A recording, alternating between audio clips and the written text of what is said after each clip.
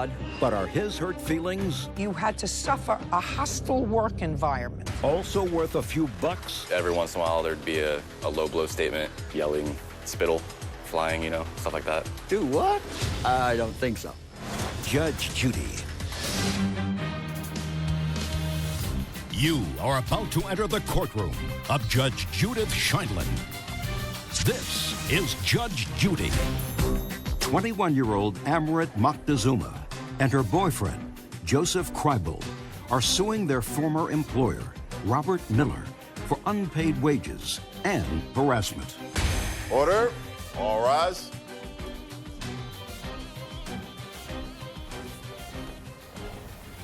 It's case number 284 in the count in the matter of Moctezuma Kreibel versus Miller. Thank you. You're welcome. Parties have been sworn in. You may be seated. Mr. Kreibel, how do you know the defendant? Bob Miller was my parents' boss back in the 80s. So you've known him since you were born. Pretty much since I was around 7, I think. And I gather from reading these papers, you are estranged from your parents. Yes. How long has it been since you've lived at home? Up until I was 20. How old are you now? I'm 26. And where do you live now? Right now, you have no place to live. Yes, because of the circumstances. How old are you? 21. And you're also estranged from your parents? Yes. For how long? Since I was about 18. And how long have you and Mr. Kreibel been a couple? Since I was 18. So you've been together 3 years? Yes. And of those 3 years, how many of those 3 years have you been homeless? Only a few months. How many different places have you lived? New Jersey, Los Angeles, Long Beach. That's about it. In the 3 years that you've been together, how many jobs has Mr. Kreibel had that Mr. Miller gave him? An exact number I couldn't give you, but several. Several? Yes. Doing a variety of things? Yes. And he always paid him? Yes. Because he was a friend and he knew him? Yeah. Did you ever work for Mr. Miller? Yes, recently. Other than this case, did you ever work for Mr. Miller? Once, one other time. Doing what? Residential painting. When? Around a year ago. And what did you paint? Houses. Houses that he owned, houses that he... Different clients' houses. What clients? His clients? Yes. It was just one in November last year. And what kind of a client, Mr. Miller? Painting the rental home, and it was vacant, and we repainted the entire thing, fixed the doors, whatever needed to be fixed. And you subcontracted that out? Did it. So you painted there too? Yes. Is that correct? Yes. I'm on every job. Is that what you do for a living? Yes. It's all referral. We sell a high quality, Got it. so I have to be there. Got it. I got it. That's your business. I didn't know that that was your business. Fine, now I understand.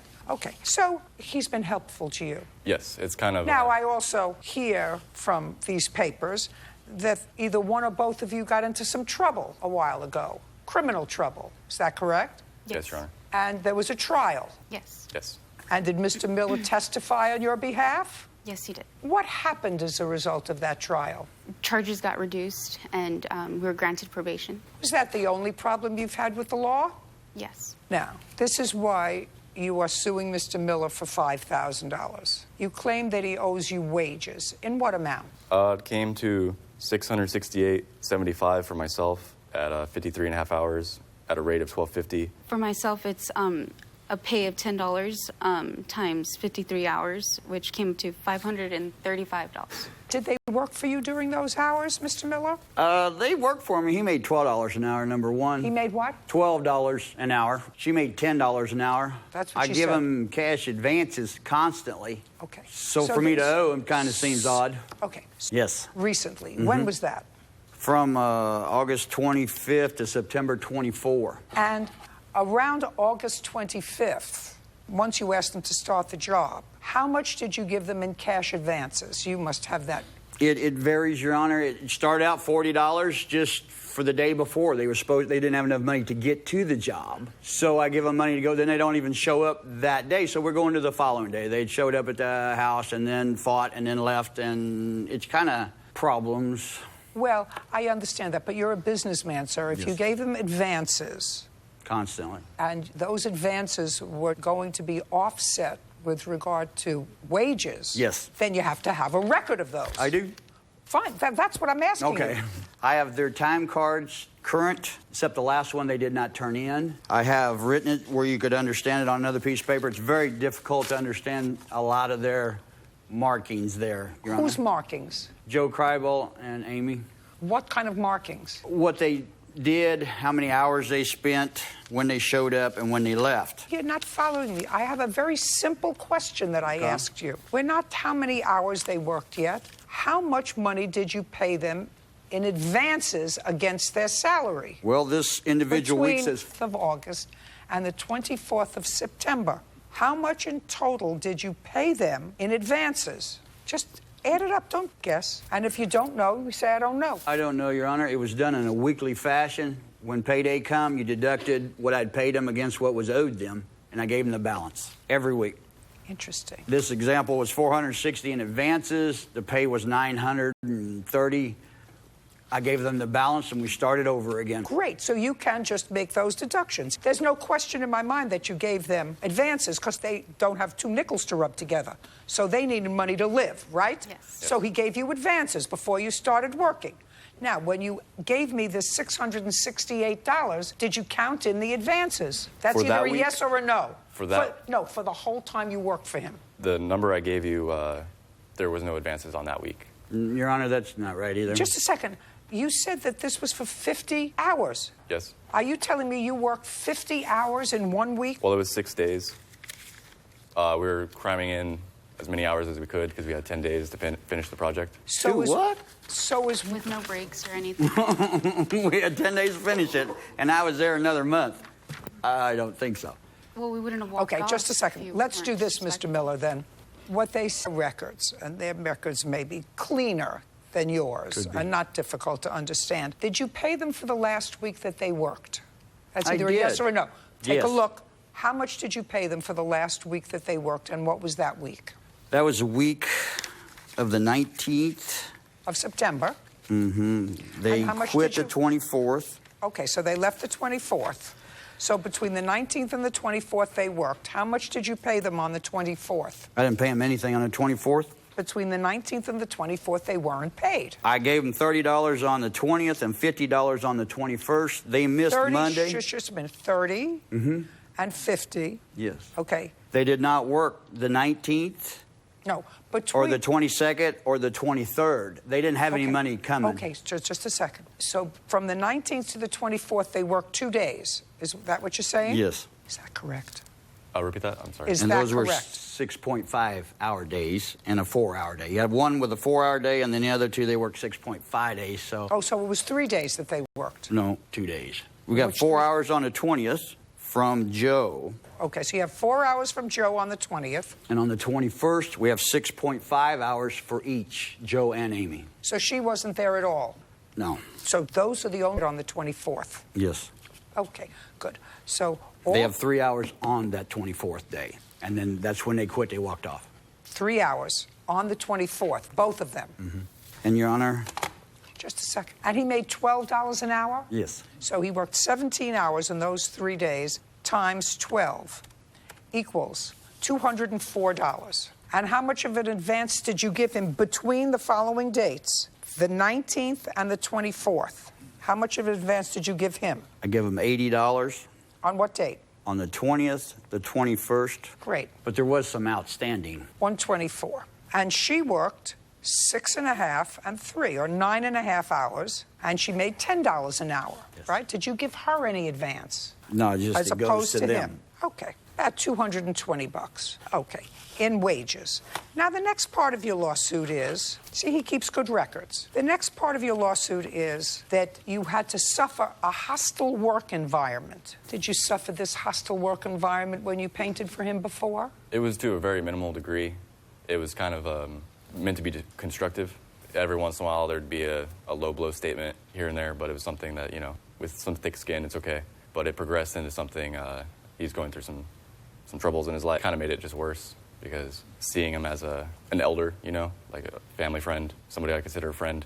So because it made that transition, just got intense, got bad. Well, you want to give me an example, sir? Basically, daily. I don't want to hear basically. Judge Judy continues in a moment. The two of you homeless drifters who can't seem to find your way, and you had somebody who acted in sort of a parental role to you, who you're now suing because he called you a name when you mixed the wrong colors in the paint. And later today, I find the fact that you have a job to be a good thing, so that as a responsible young man, the first thing that you say is, oh, gee whiz, I'm so sorry. I was acting like a stupid kid, and I damaged your phone. I'll replace it. Is that what you said to her? real cases, real people. Judge Judy. Amrit Moctezuma and her boyfriend, Joseph Kreibel, say their former employer, Robert Miller, owes for wages and harassment. Go ahead. Okay, well, daily I was called, retarded for whatever issue would be. Maybe I, missed a certain task in a group of tasks. What else? He would get aggressive towards me. Give me an example. Fighting stance, yelling, spittle, flying, stuff like that. What else? This was a man who stood up for you in court. This was a man who gave you jobs. The two of you are homeless drifters who can't seem to find your way. And you had somebody who acted in sort of a parental role to you, who you're now suing because he called you a name when you mixed the wrong colors in the paint that you didn't like. And he became an aggressive stand. Never hit you. No. Never did anything. Nothing physical. Physical to you. He was more of a Dutch uncle to you than, because I can't say parent because you're estranged from your parent. What else? Well, Bob was with his old friend. He was a biker buddy of Bob's. Bob's a Christian biker, and the other guy was a Hell's Angel. And when they got together, it was kind of like they were feeding off each other, for lack of a better term. It became a contest, and it just got worse and worse from there.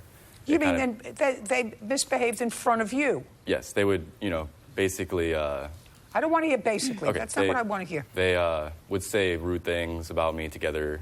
He said, oh, when I was 26 years old, this was where I was. I was a Hell's Angel. I was armed to the teeth.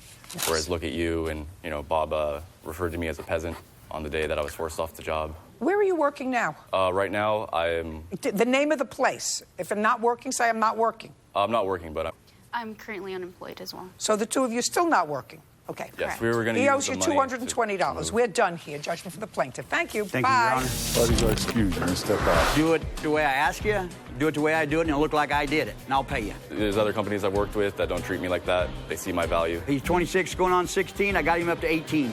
And now, the next case.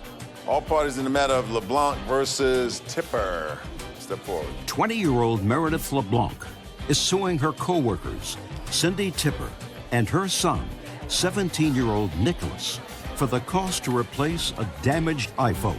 Miss LeBlanc, how old are you? I'm 20. And how old are you, sir? I'm 17 years old. This is your mother. Yes. And you work. Yes, I do. And you and Miss LeBlanc work at a trampoline park. Yes, Your Honor. And you had an accident with her phone. Yes, there was an accident. Yes. When did that happen? I do not know the exact date, but it was When did about it a month happen? ago. September 24th. Tell me about the accident. So me and Mary were sitting at the break room. It was Mary and I. Mary. Sorry, ma'am. Mary and I were sitting at the break room. Sitting in the break room. And she put her phone on an empty pizza box. I stabbed the pizza box with a pen that I had. It's not an unlikely thing to happen at the job. It's just a second. Not stab the pizza box. Young man, listen. Young men who are 17 often do stupid things. That's true.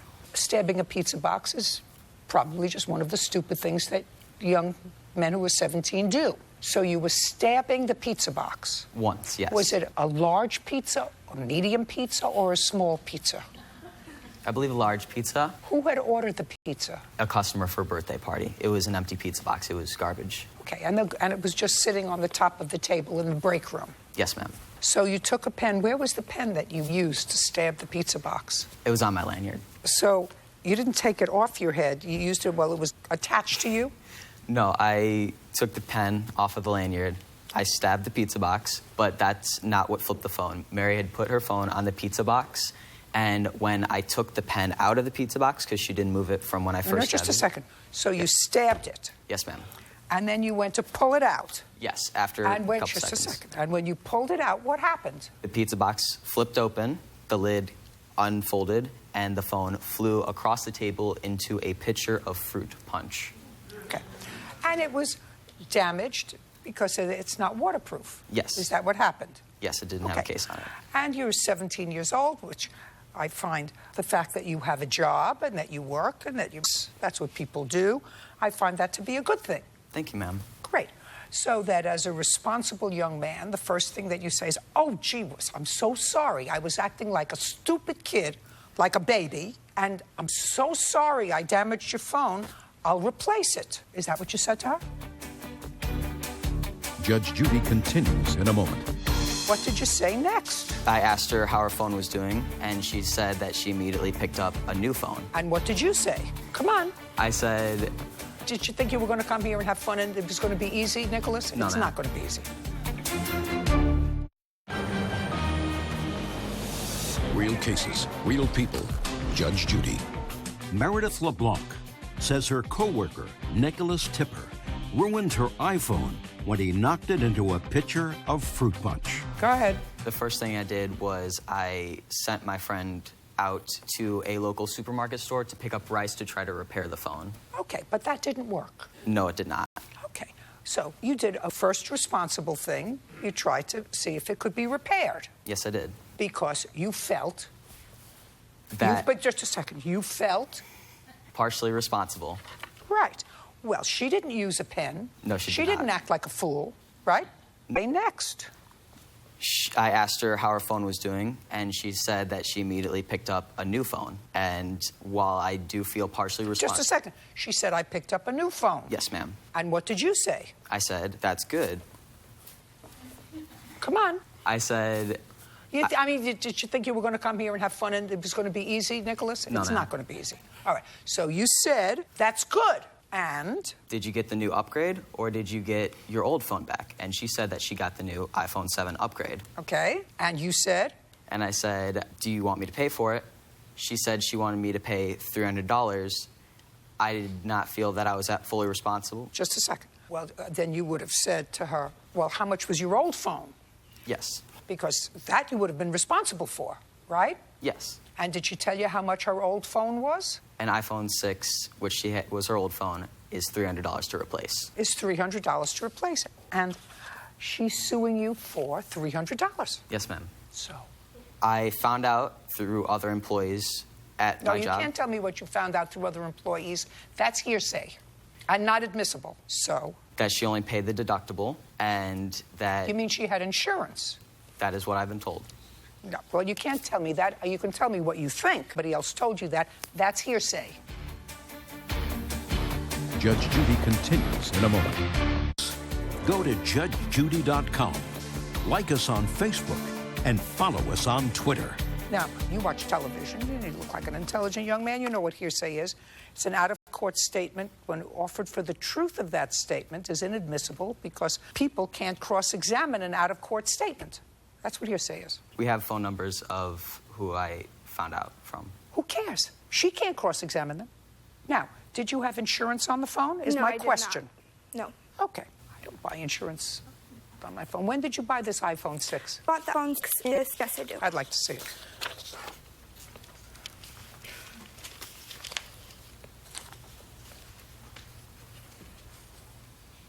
Okay, so they offered to swap out of warranty for Exact Life device for $299. Yes, that would Okay, be great. a new iPhone 6. Great. Judging for the plaintiff in the amount of $300. We're done. Thank you. Thank How does that excuse you may step out? Judge Judy continues in a moment.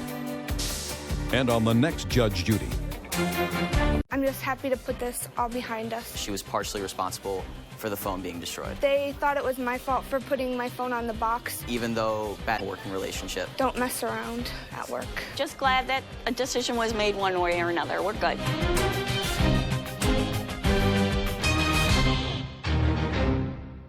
He was just irate, kicking the car. I'd never seen him get so angry. her ex-con ex tries to sound reasonable. Why would you agree to help her with her car if you hadn't damaged it? Because I'm a good person. And says the trouble's with her. He had gotten an attitude, was picking a fight with me in the vehicle. Did you drink at the casino? Yes, ma'am. After she had seen the phone call from this other girl, I guess she was mad about it. Judge Judy. You are about to enter the courtroom of Judge Judith Scheindlin. This is Judge Judy. Nicole Johnson is suing her ex-boyfriend, Dylan Wood, for vandalizing her car in a fit of rage. Order. All rise.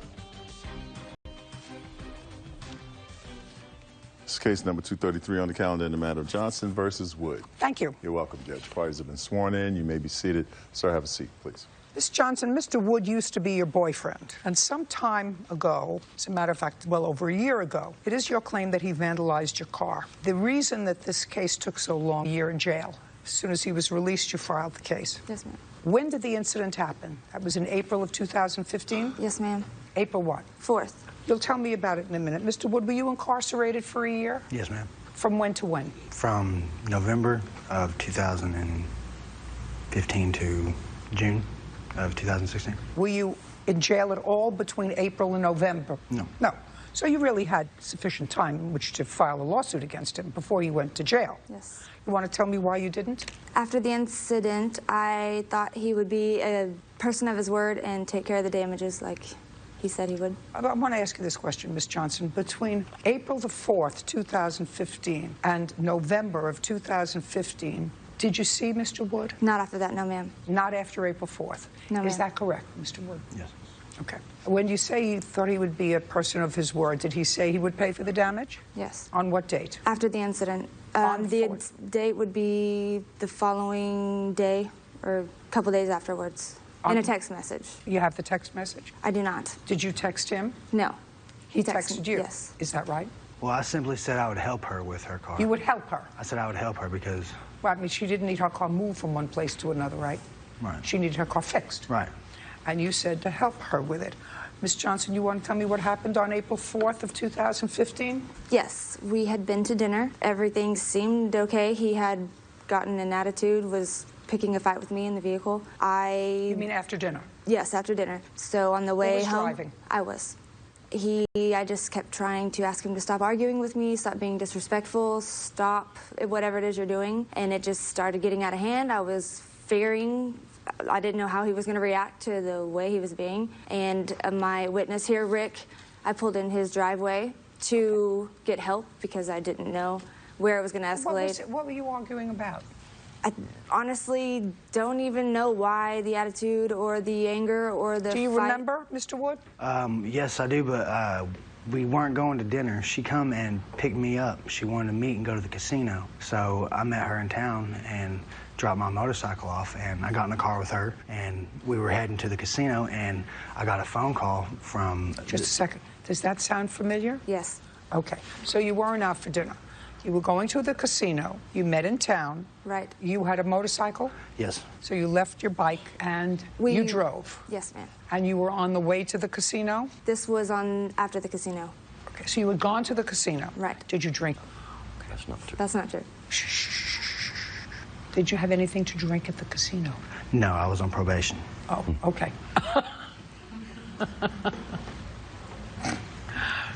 Were you ultimately violated on your probation?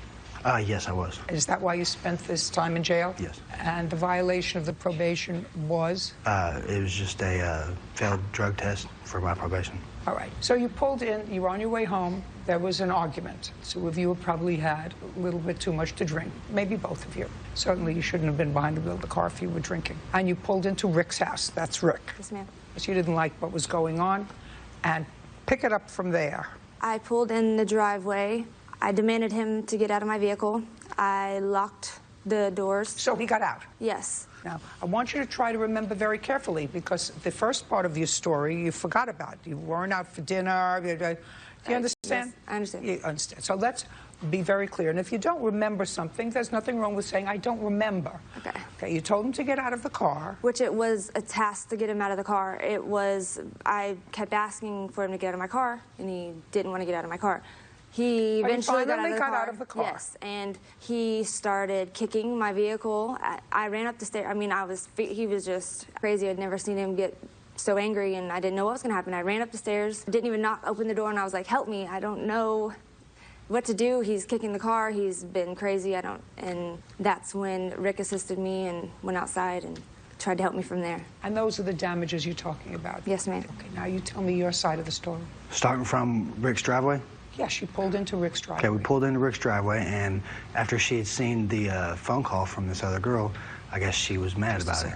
You missed a whole piece of the chapter with me. After she saw what message from what girl? She didn't see a message. After she had picked me up from where I dropped my motorcycle off, she had seen that I got a phone call from some other girl. You mean on your way to the casino? On my way to the casino, yes. So all this happened before you got to the casino? Yes.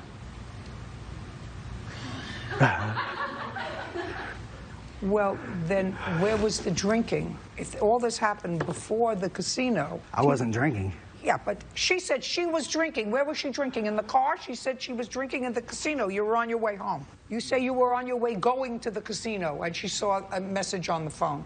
Yes. And she stopped at Rick's house and wanted me to get out of the car.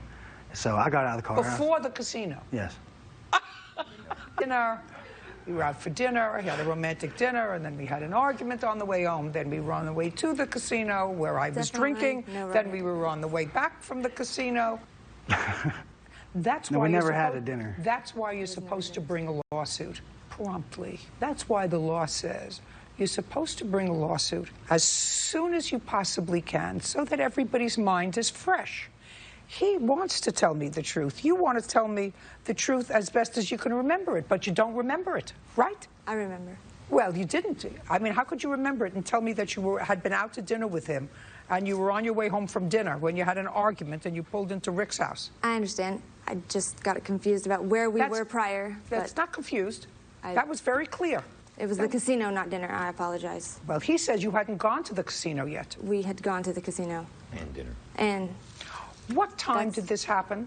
You have a police report? Yes, ma'am, I do. I'd like to take a look at the police report.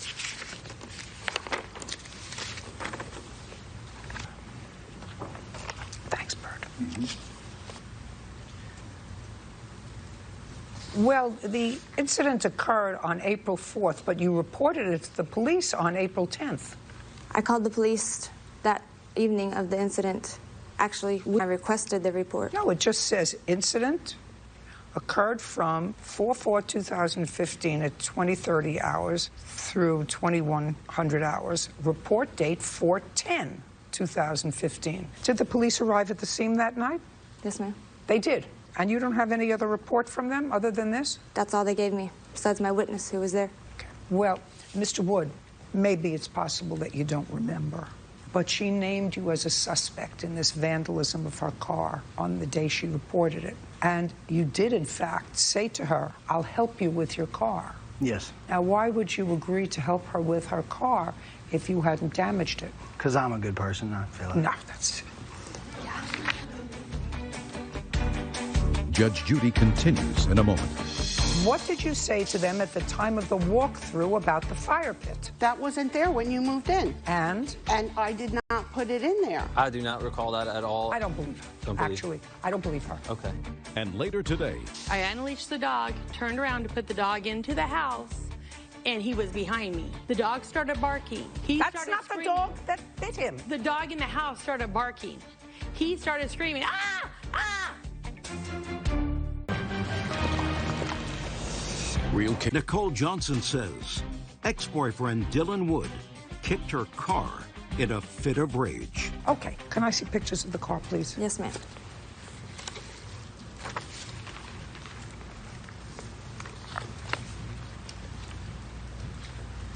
Have you had the car fixed? No, ma'am. Where is the car now? In Norman, Oklahoma, where I live. Do you still own it? Yes, ma'am. Okay, do you drive it? Yes, ma'am. Okay, because it's drivable. It Yes. just doesn't look pretty. Right. Okay, do you have an estimate to fix it? I have two, Your Honor. I'd like to see this.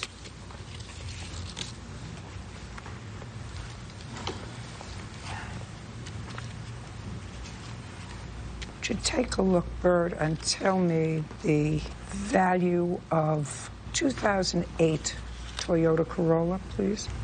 $72.25. Anything else anybody want to tell me?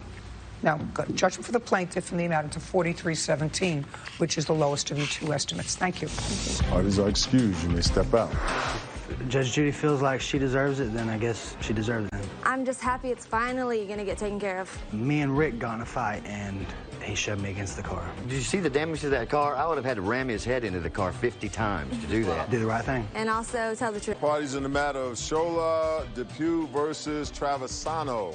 Step forward. Stephen Scholler and Christopher Depew are suing their former landlord, Lisa Travisano, for the return of their security deposit.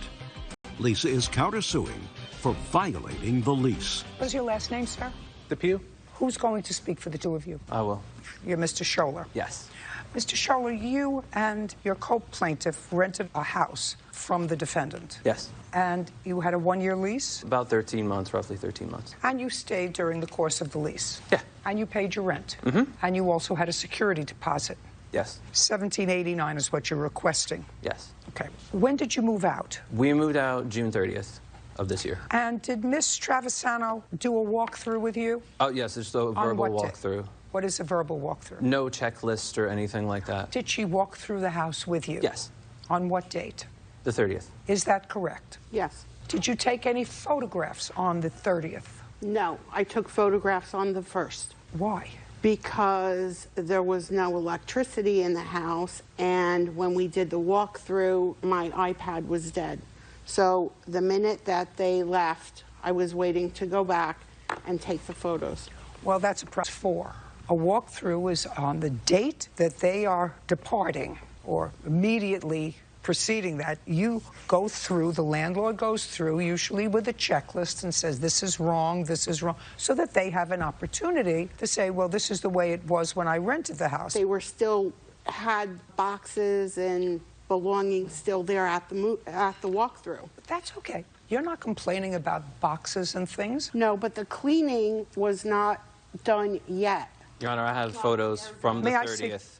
Absolutely. May I see your photos? Anyway, you returned some of their security deposit. How much did you return? $1,135. How much did you keep of their security deposit? $1,789.85. Did you serve them with a letter indicating why you were keeping $1,789? Yes. I'd like to see it. When were these photos taken? On the 30th of June, the day we moved out. Okay, actually, the only thing that I want to see is the fire pit. When you did the walkthrough, what did you say to them at the time of the walkthrough about the fire pit? That wasn't there when you moved in. And they said? It's not an active fire pit. And you said? Well, there's wood, burnt wood, and I did not put it in there. Okay. You had no permission to do that. Did she say that to you? I do not recall that at all, and if she had showed her displeasure that the fire pit was there, we would have taken those bricks away. Just a second. Yes. I don't believe her. Don't believe Actually, I don't believe her. Okay. That she said that to you. I mean, I don't either. This is nonsense. This is the fire pit you're talking about. Yes. Like I said, I would have easily taken those bricks, filled the dirt back in that hole. Would have taken 5 minutes. Very good. We're done. If that. We're done. Judge Judy continues in a moment. And later today. He asked me to bring the dog into the house. The dog could have stayed right where it was. Just a second. Not the dog that bit him. Yeah. Okay. So if I didn't open up the door, the dog would have never got out. And if he would have... Yeah,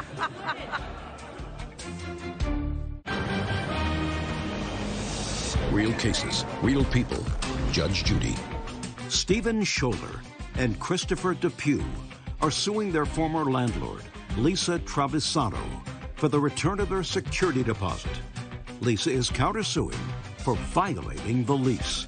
Okay. Any place that you rent, you're going to have to do a cleanup on. These are the photographs that they say that they took out. I want you to look at them.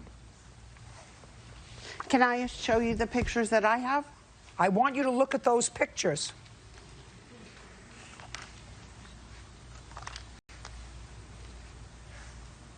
Now, Bert, I'm going to look at her pictures.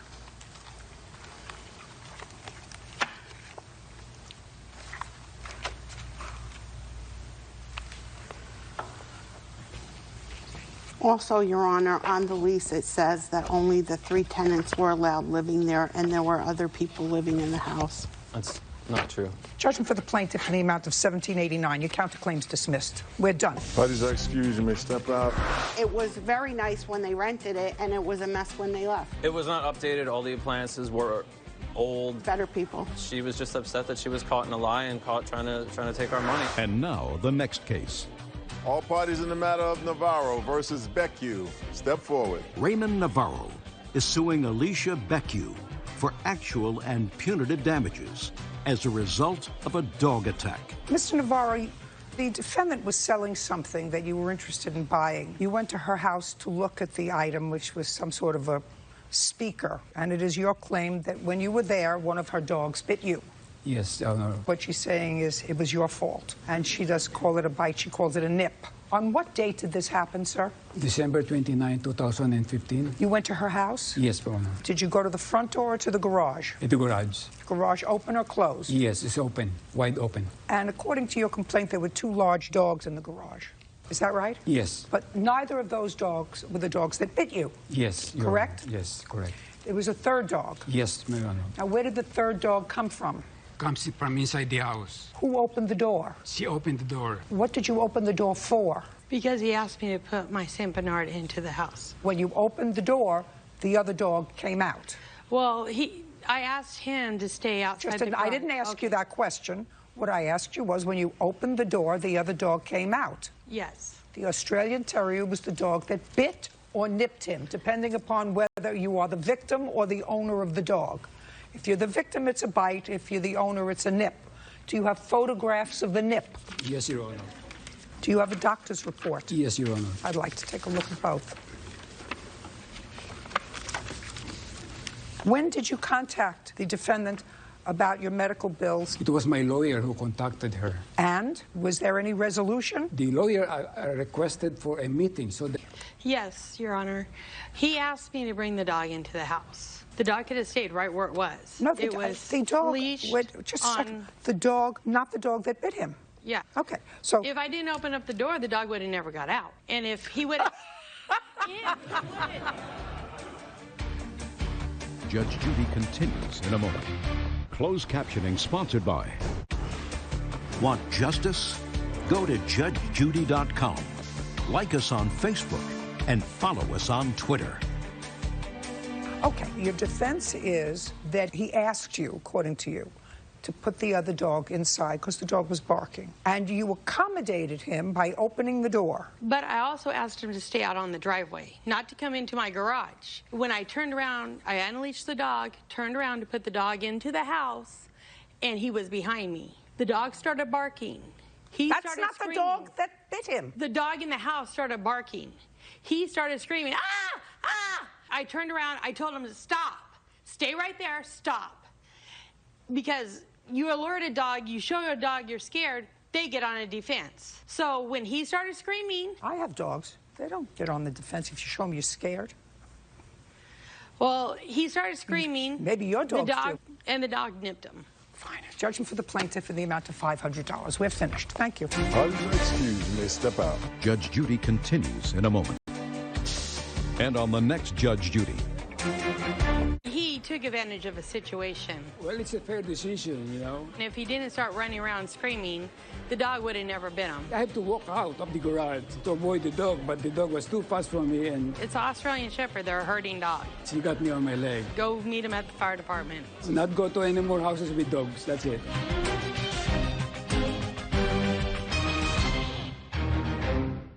This is you. Yes. You were clearly furious. A dust-up at the dollar store. It was about a cigar that they were selling for $1.50. It says 2 for 99 cents on it. Or is the owner trying to make a quick buck? He grabbed the cigar and threw 33 cents and walk out. If that's not stealing, how do you call that? An outright lie, Your Honor. Judge Judy. You are about to enter the courtroom of Judge Judith Scheindlin. This is Judge Judy. Dion Rose is suing store owners David and Maria Mendoza for defamation of character shoplifting. Order. All rise. This is case number 221 on the calendar in the matter of Rose versus Mendoza. Parties have been sworn in. You may be seated.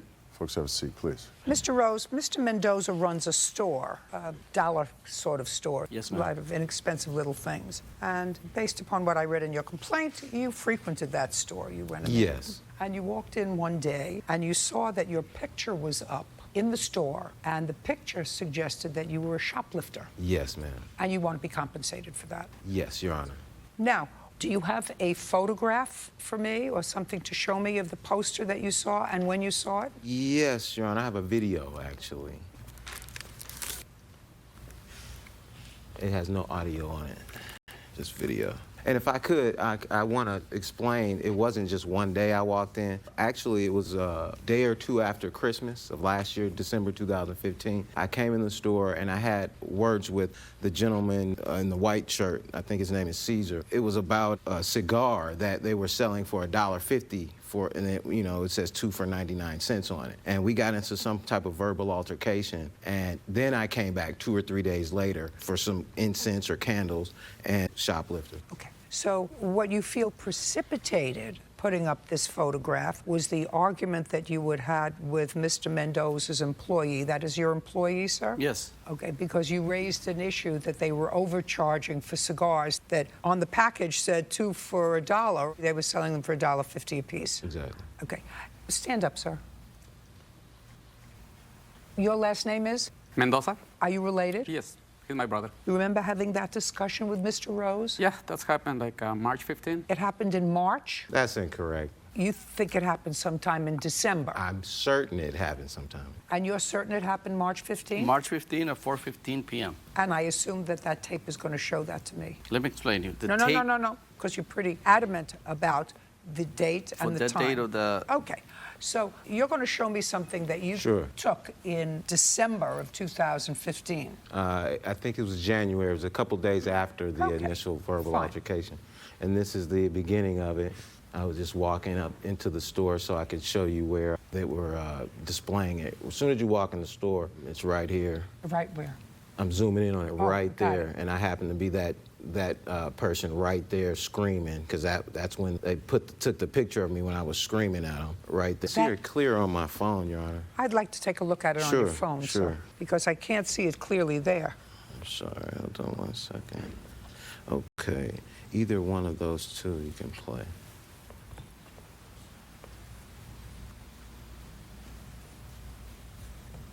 Yeah, there was never any incident of me stealing anything from the store. Just a second. And, Your Honor, they're not arguing that. I'm sorry.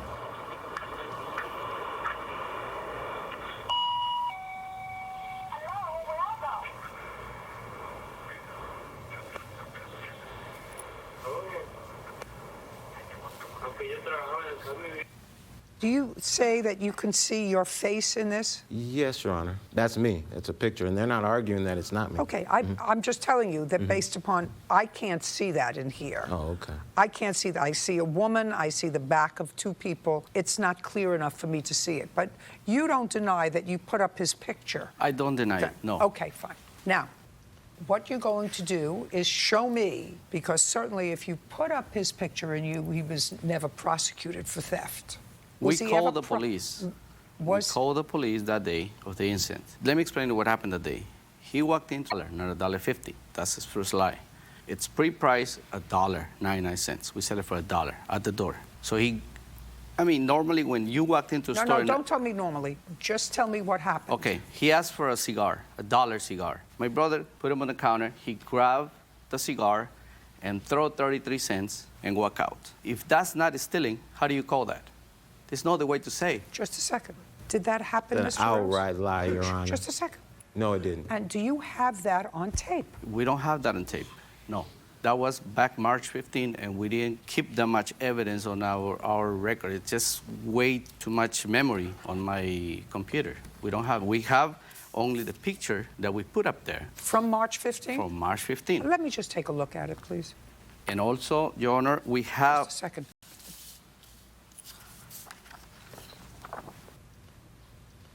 Is this a picture of you, Mr. Rose, arguing with somebody? Yes, Is Your that Honor. the picture that you Yes, tried to Your show Honor. me Yes. in here? Okay. And were you at the counter? Yeah. I was there. You were there. Mm-hmm. Do you want to tell me exactly what happened when Mr. Rose came in? Yeah, he came, and I want to explain to you first. I don't speak good English, but he came and asked for cigars. I gave it to him, put it in the counter. Hey man, this is $1. What? It's not $1. He started to argue with you. And say, hey, if you don't want it, just leave over there. You don't have to argue with me. And no, okay, you overcharge me, sir.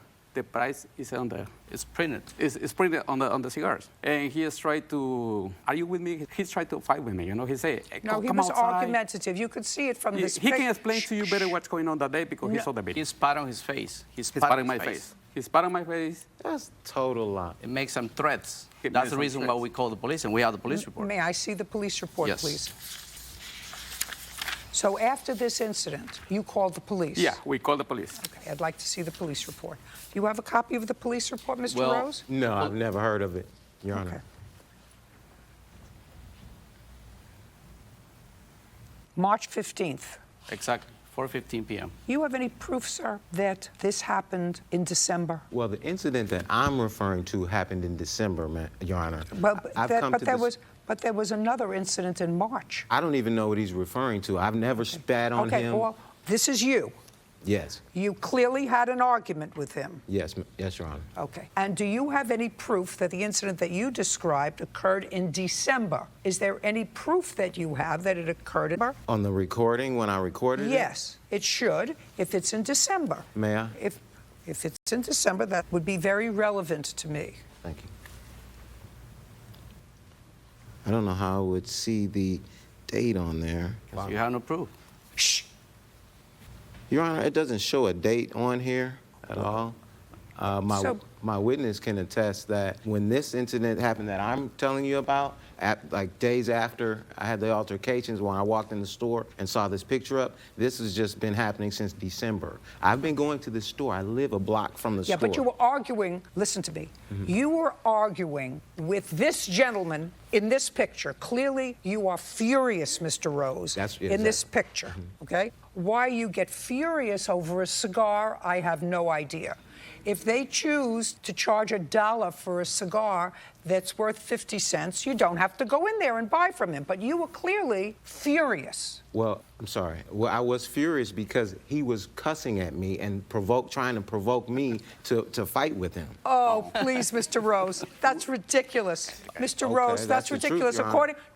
According to you, and I read your case very, very carefully, you had been going to this store all the time. Yes, I would know.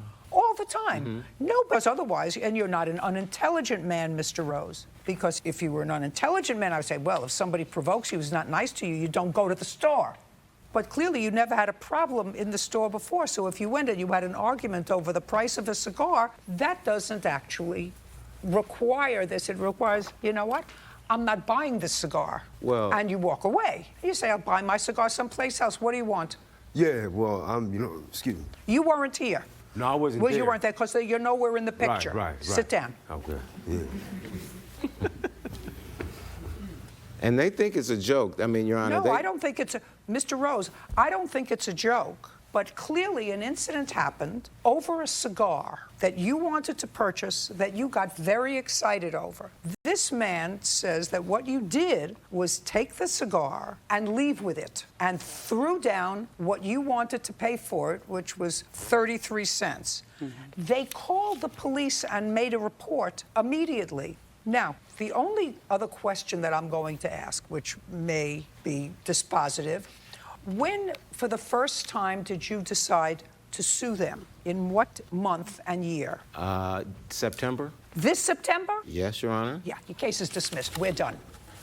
I don't believe you. I have the right to refuse service to anyone, so I'm not going to allow him to store no more. How detrimental would it be to you if someone had your picture up for 9 months? Based on what they told me, I'm not doing anything illegal. As a shoplifter, and you haven't shoplifted anything. And I'm going to continue doing the same thing I'm doing. Who will believe someone pays 33 cents for something that costs $1 and walks out? I'm just protecting my business. It's common sense. And now, the next case. All parties in the matter of Wood versus Lane. Step forward. William Wood is suing his former landlord-to-be, 20-year-old Alexa Lane, for reimbursement of storage fees and the return of a security deposit. Mr. Wood, you rented a room from the defendant. You gave her a security deposit. It is your claim that she told you that you couldn't move in. You want your security deposit back, plus a whole bunch of other damages, which is actually sort of ridiculous. Miss Lane is counterclaiming. She said you signed a lease and you backed out at the last minute. She wants you to pay the remainder of the month's rent. So it's very simple. You found this room on Craigslist? Correct. And you went to see it on what date? On the day of the 26th, or the 27th is our first time we meet in person. 27th of what? January 27th of 2016. And when did you sign a lease? The lease on February 22nd after I gave the deposits. Okay. May I see what you're talking about, a partially signed lease? I have the lease. I'd like to take a look at it. Okay. This one was actually signed by another tenant, not by William, but this is the same exact lease that he did sign. Oh, no. I want the lease that he signed. I don't have that. That wasn't my responsibility to bring. Well, it is your responsibility to bring it, Miss Lane, because you have a counterclaim, and your counterclaim is that he violated the terms of the lease. I do. I have the roommate agreement also, but I've also moved several times in the last year, so... I don't care, actually. Okay. Judge Judy continues in a moment. She says to you, I can't give you a key until the rent is paid. Correct, and I state that I understand that, but I can't pay her the rent if she doesn't allow me to actually move my things in. No, that's not true. You sign a lease, you pay a month's rent, and then you get a key. Real cases, real people. Judge Judy.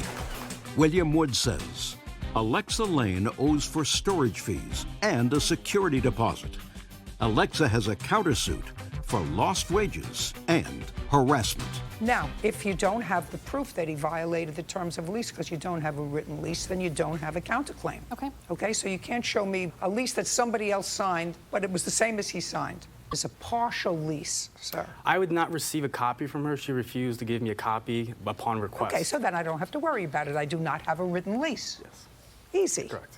Okay. And you gave her how much? I gave her $200 security deposit, Fine. which she gave me electronic. On February 22nd? Yes, February 22nd. When were you supposed to move in? I told her I was moving in a week before my lease ended. What date were you supposed to move in? March 8th. Now tell me what happened so that you didn't move in on March 8th. On March 8th, I reached out to her with my first attempt to get a key to move in. And within the course of 4 days, I reached out to her 3 times. Okay, so you were supposed to move in on March 8th? Correct. And prorate rent for the month Correct. of We had March? a verbal agreement that the rent would be prorated based on the day that I moved my things into the house. Okay, so go ahead. And upon that time, she refused to give me access to the house and did not provide me with the key in a timely manner. If not, didn't even provide me a key at all.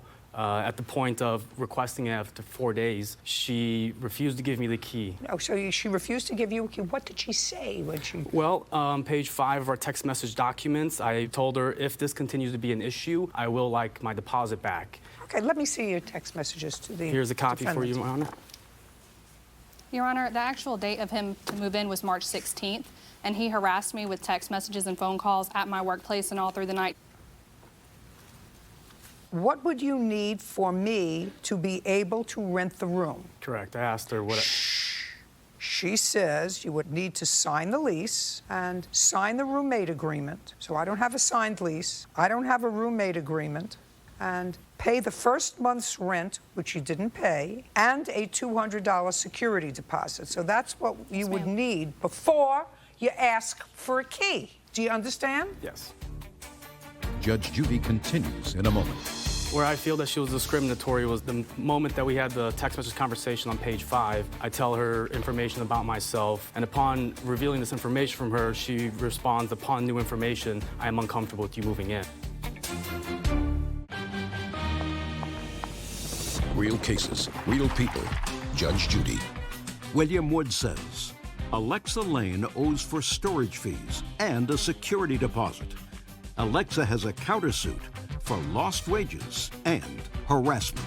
Now, before you ask for a key, you had to have a signed lease, a signed roommate agreement, pay her a month's rent, which was how much? It was prorated A month's rent was $275, Your Honor. Paid $275 plus a $200 security deposit. Correct. And then you asked her for a key. No, Yes, ma'am. not. What I did is I gave her the $200 security deposit, and we had a verbal agreement that on the day that I move in, it'll be prorated. Fine. I would like to see that here. Okay. Is that anywhere in these? The verbal agreement? No. Is that anywhere in here? No, it's not, ma'am. No. Okay. Well, that takes care of all the other nonsense, your discrimination against you, whatever. There was no discrimination, Your Just a Honor. second. She says to you, I can't give you a key until the rent is paid. Yes, ma'am. She says that to you. Correct, and I state that I understand that, but I can't pay her the rent if she doesn't allow me to actually move my things in. No, that's not true.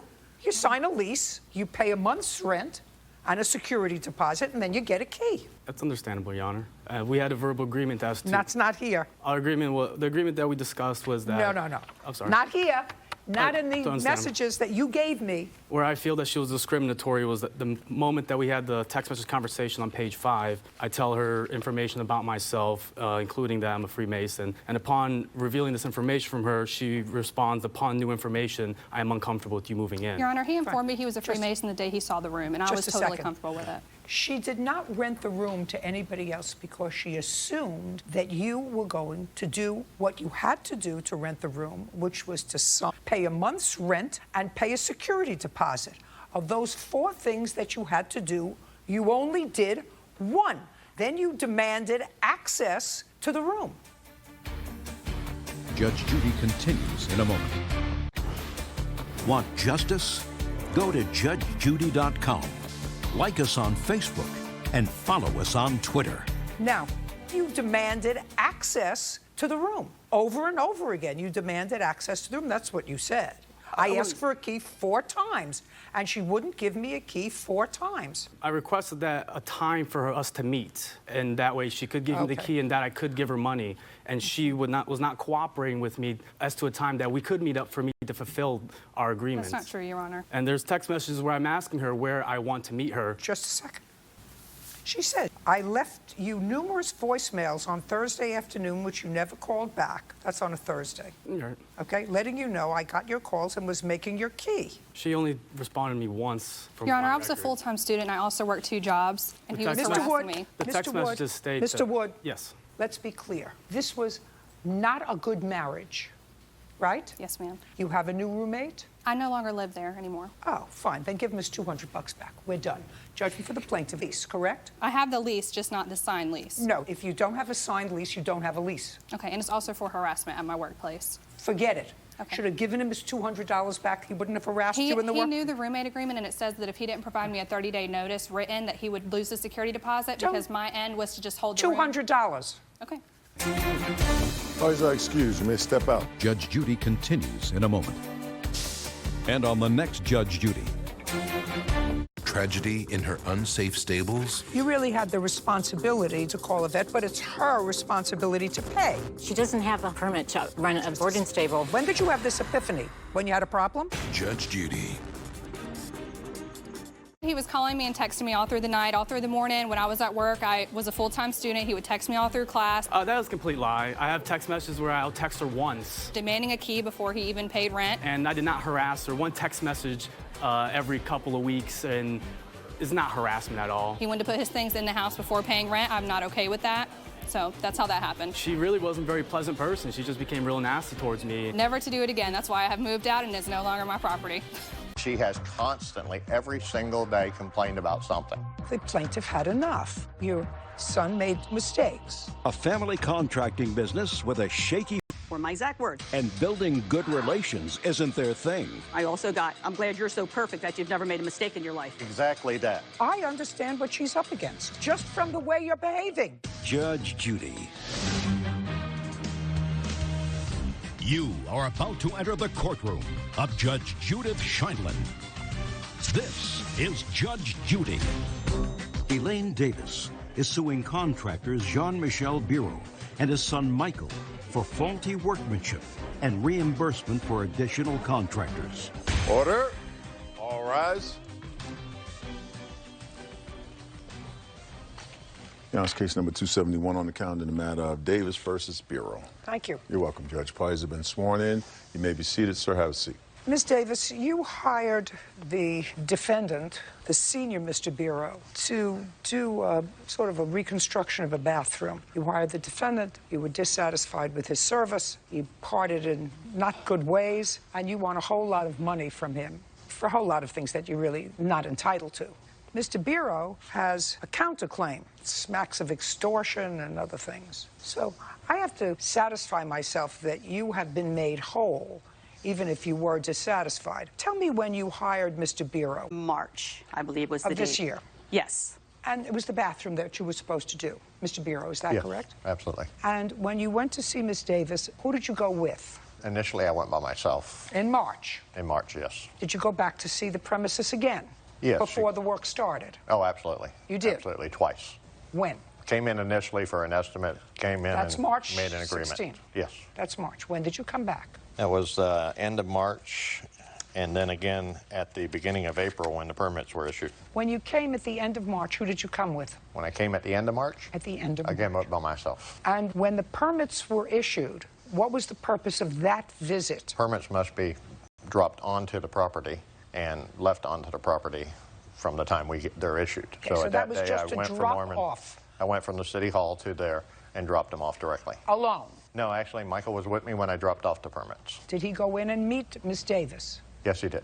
Is that correct? I don't remember that, but it could have happened. Was that the first time that you had met the son? It would have been, yes. How much was the job supposed to cost?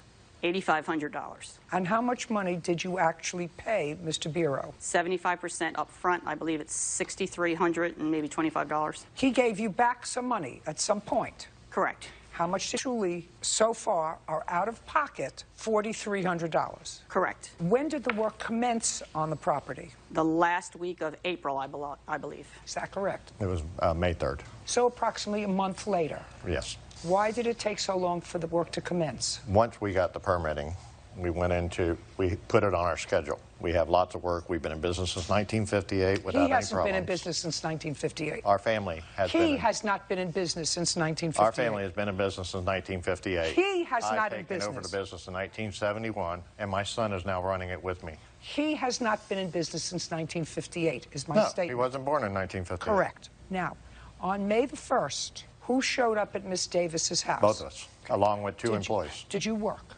Yes, I did. And did the two other employees work? Yes. Is that correct? That is not correct. Who showed up on May 1st? It was April 25th, and John came with a helper. John came with a helper? Yes. Not the son? No. What was the date that you asked them to leave? I believe it was the 26th of May. The 23rd. Someone, okay. Between May the 1st, when the project started, and May 23rd, how many men were on site? Michael was there with a help that they had who came in behind them, like to do cleanup on the days that they were there, and then John himself. How many days was the father there? Well, that's John himself, and I would say maybe 3-4 days. Now, you want to tell me why you stopped the work on May 23rd? After a series of incidents and rude behavior at my home. Explain what the rude behavior was.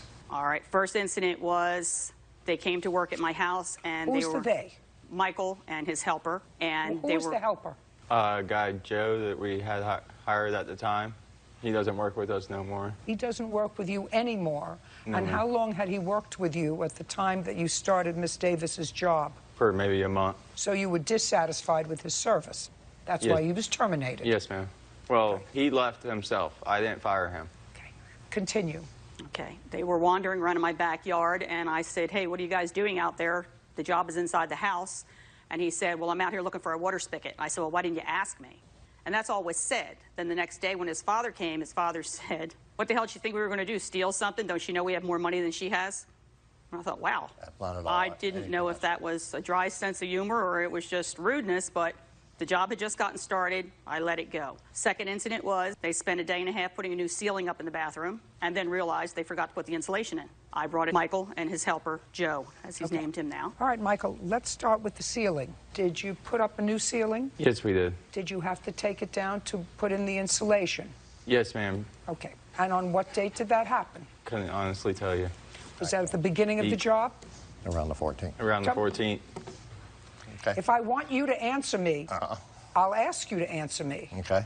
Now, can you tell me why you didn't put in the insulation? It just slipped our mind. And Okay, so it was a mistake. It was a 10-minute mistake. Just a second. It was a mistake. Yes, ma'am. What's next? Second issue was part of this rehab job was renovating a closet in the same room to accommodate a washer and dryer. And they put in a new wall to accommodate it and framed it out new and put new piping. The pipes don't fit in the wall. They protrude out of the wall, and they can't be fixed because they were concreted in the floor. Who concreted them in the floor? Michael. Michael, she has photographs of this, I'm sure, to show me. Do you know what she's talking about? Every pipe that we've had in there was inside the wall. I did not see any pipes sticking out of the wall. We didn't have any problem with pipes sticking out of the wall. Did she ever bring that to your attention? No, ma'am. I'd like to see a photograph of it. Do you remember framing out the closet, Michael? Yes, ma'am. You had to reset piping for the washer and dryer? Yes, ma'am. We had a plumber come in. Cemented in? Who did the cement work? I did, ma'am. Plumbers just did the piping. Yes, ma'am. Now, we did not have to frame that whole wall. That wall was an existing wall. We just had to put a couple more studs inside that wall. Well, this is what she's talking about. Would you show that to me? I haven't seen it. It's probably the clean out. Oh, the drain. Drain? Yeah. I was there for the drain. I was there when the plumber did the work for the drain. It was explained to her because of the way the plumbing was set up that that drain would actually have to come out into the room to be able to make the connection. And it would not interfere with the washer and dryer being able to go in, so we would put a cabinet into that area when we were finished to cover that pipe up so it would not be exposed. So the pipe was exposed? Yes, absolutely. Well, first it wasn't exposed. Now the pipe was exposed. No, this pipe was exposed. I'm the one that framed that wall and turned the board sideways for the dryer to fit in. What you're saying is that you later told her why it was protruding. Before we even put the wall together, yes. You had that conversation? No. What's next? Last thing was into the last week of the job, 9, and we weren't even halfway done with the tile. They came back Monday morning. It was a Wednesday, Thursday, Friday. They came back Monday morning, and I hear them in there taking the tile back off the wall. I said, what are we doing? And Michael said, I forgot to put the rubber liner in, which should have went in before the walls, for the ceiling. So, Michael, now we're talking about in the bathroom. Yes, ma'am. Needs a rubber lining. Yes, ma'am. Did you forget to put that in before you put the tile up? I was actually leaving the tiles 8 inches up. The liner goes 6 inches. And yes, I set a couple tiles low, and I had to pop a total of 4 tiles off of the wall. Whether you popped 4 tiles off of 40, did you forget to put up the liner before you put up the 4 tiles? Yes, my ma'am. question. So the answer is yes. Judge Judy continues in a moment. She refused to let me take the tools and go to a different job. And she forced us to go get $2,000 cash and locked our tools in the bedroom and extorted that money from us to get the tools. Good for her.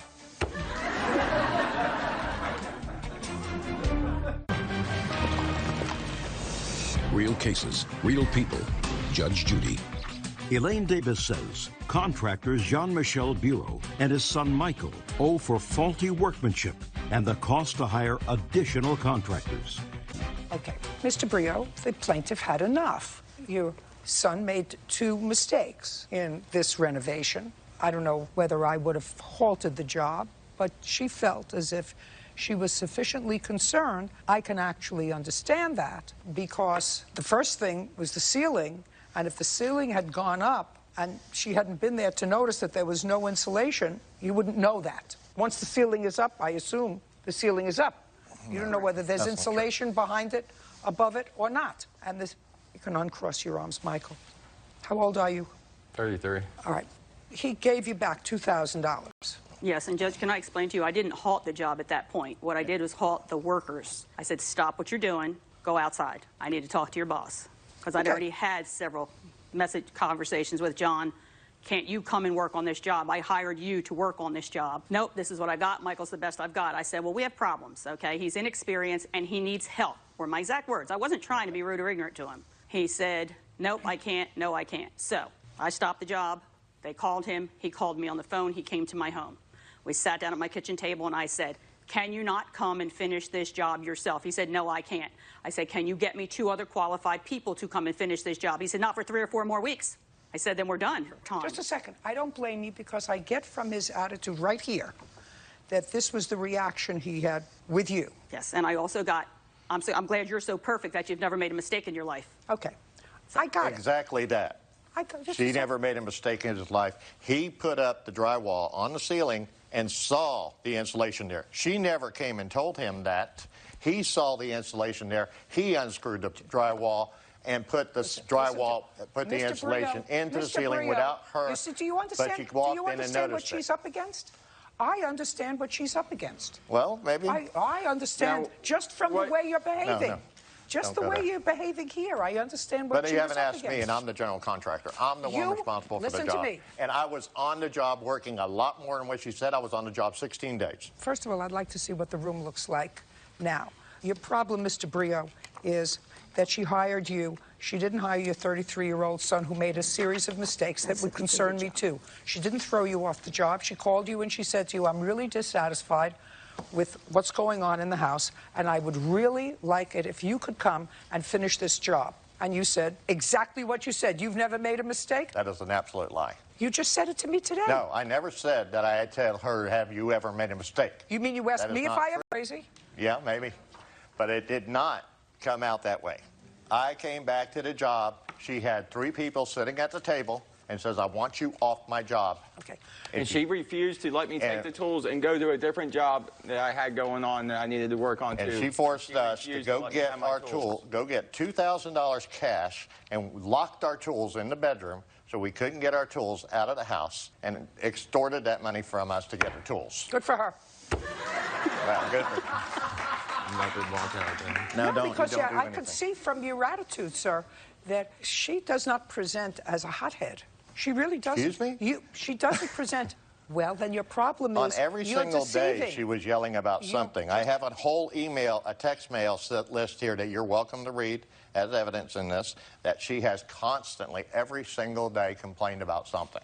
Mr. Brio, Even she's before we entitled- were Don't supposed to you be understand? What you're doing here, the way you are having a conversation with me, suggests to me that you don't even recognize that you have a problem. Judge Judy continues in a moment. Why would you buy grab bars for her on the 24th? Originally, those grab bars were for her job. You bought them I on the did not- I 24th did- after you had a major kerfuffle on her property.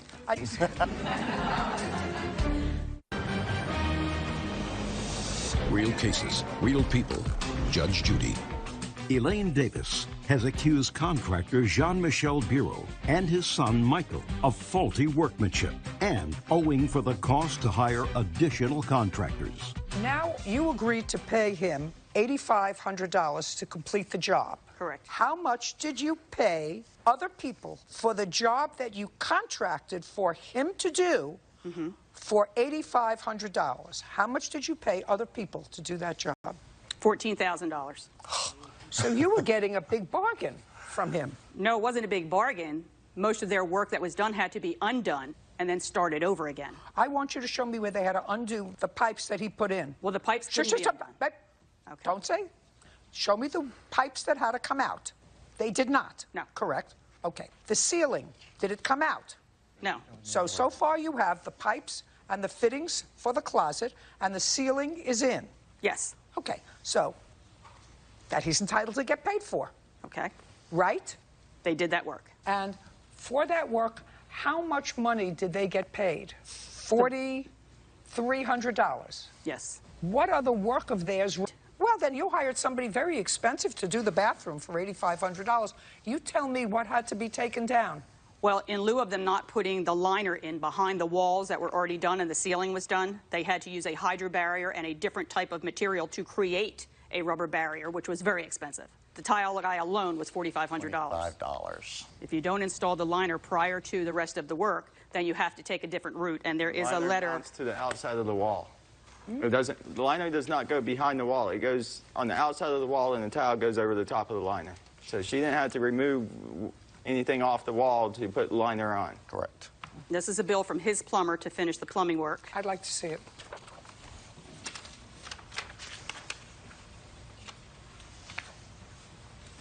Oh, well, that's a small bill. That's $260. Yeah, that's a small bill. Here's the bigger. Right. This is the tile guy with a letter that he just wrote me. I don't want to see his letter. I want to see his paid bill. Okay. And what he did. Okay. That was $4,500. What else? The electrician to finish the electrical work for the new washer and dryer that had to get run outside the 220. Just a second. Was that part of your job description? Yes, it was, but it was at the electrical to be ran after the job, after we got passed. It was part of the $8,500. That you did not do? No. We supplied all the material to do the job. We left the material there on the job when we left. We supplied the material. We supplied the wire. We supplied the conduit. We supplied the boxes and a massive other materials that were left on the job. Excuse me. Sorry. Good. Do you have the bills for those things that you left? Yes, I do. I'd like to take a look at them. Okay. That probably is the best way to go, because right now I want to see that. Can I say one thing? No, just show me the bills. Probably 50%. Just show me the bills. Okay. Paid bills. They're on the way. The things that you left there.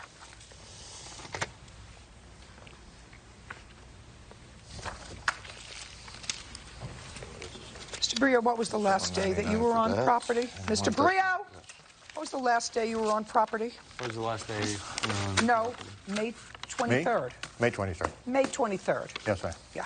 Then why would you show me a bill for something you bought for her on May 24th?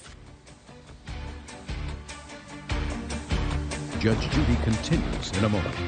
Closed captioning sponsored by. Are you the victim of a scam? Go to judgejudy.com. Like us on Facebook and follow us on Twitter.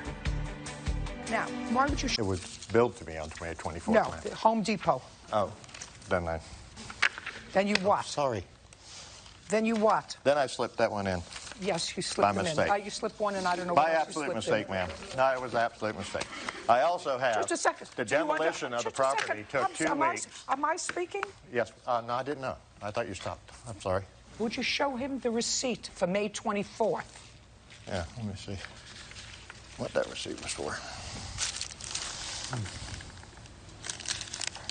Grab bars. Why would you buy grab bars for her? Huh?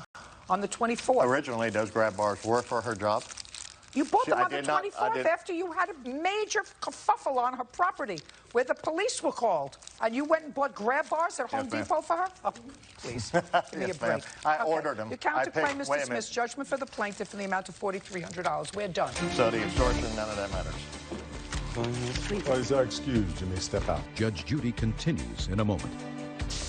And on the next Judge Judy. We've been extorted. Just putting up with their attitudes, they showed it. Please never get recalled. It did end with the police, and it did end with a 911. That lady put her hands on me and punched me in her house. After I escorted him out of my home, he came rushing back in. We met, and as he came around, I went like... Major complaint of any kind. The son is so inexperienced, it's a shame. This is the first major complaint we've ever had. The bathroom is finished, thank God.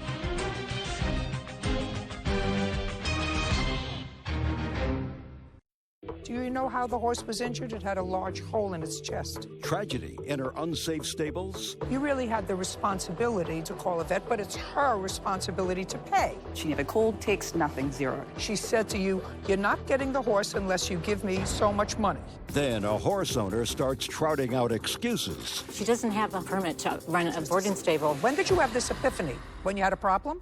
Judge Judy. You are about to enter the courtroom of Judge Judith Scheindlin. This is Judge Judy. Janice Tickle is suing Sarah Joint for vet bills, boarding and hauling fees, and ransom money paid for a horse. Order. All rise. Now, it's case number 290 on the calendar in the matter of Tickle versus Joint. Thank you. You're welcome, Judge. Parties have been sworn in. You may be seated. Ladies, have a seat. Ms. Tickle, you boarded a horse at the defendant's facility and you claimed the horse was injured while at that facility. To get the horse from the facility, the defendant sort of held the horse ransom because she claimed that you owed her money. Yes. And I read her answer, and her answer is clear. She said that the horse was, in fact, injured at her facility, correct? Yes. And that she immediately called your vet. correct? Yes. And that your vet said that in order for your vet to come out to look at the horse, she would have to pay a past due bill of yours in addition to that visit that the vet would make. So what's the name of your vet? It's one of my vets. It's Dr. The vet that you called? Dr. Purdue, who's the person she indicated on the boarding agreement as her vet of record. Fine. On what date was the horse injured? September 7th. Okay. Now, on September 7th, did you owe Dr. Purdue money?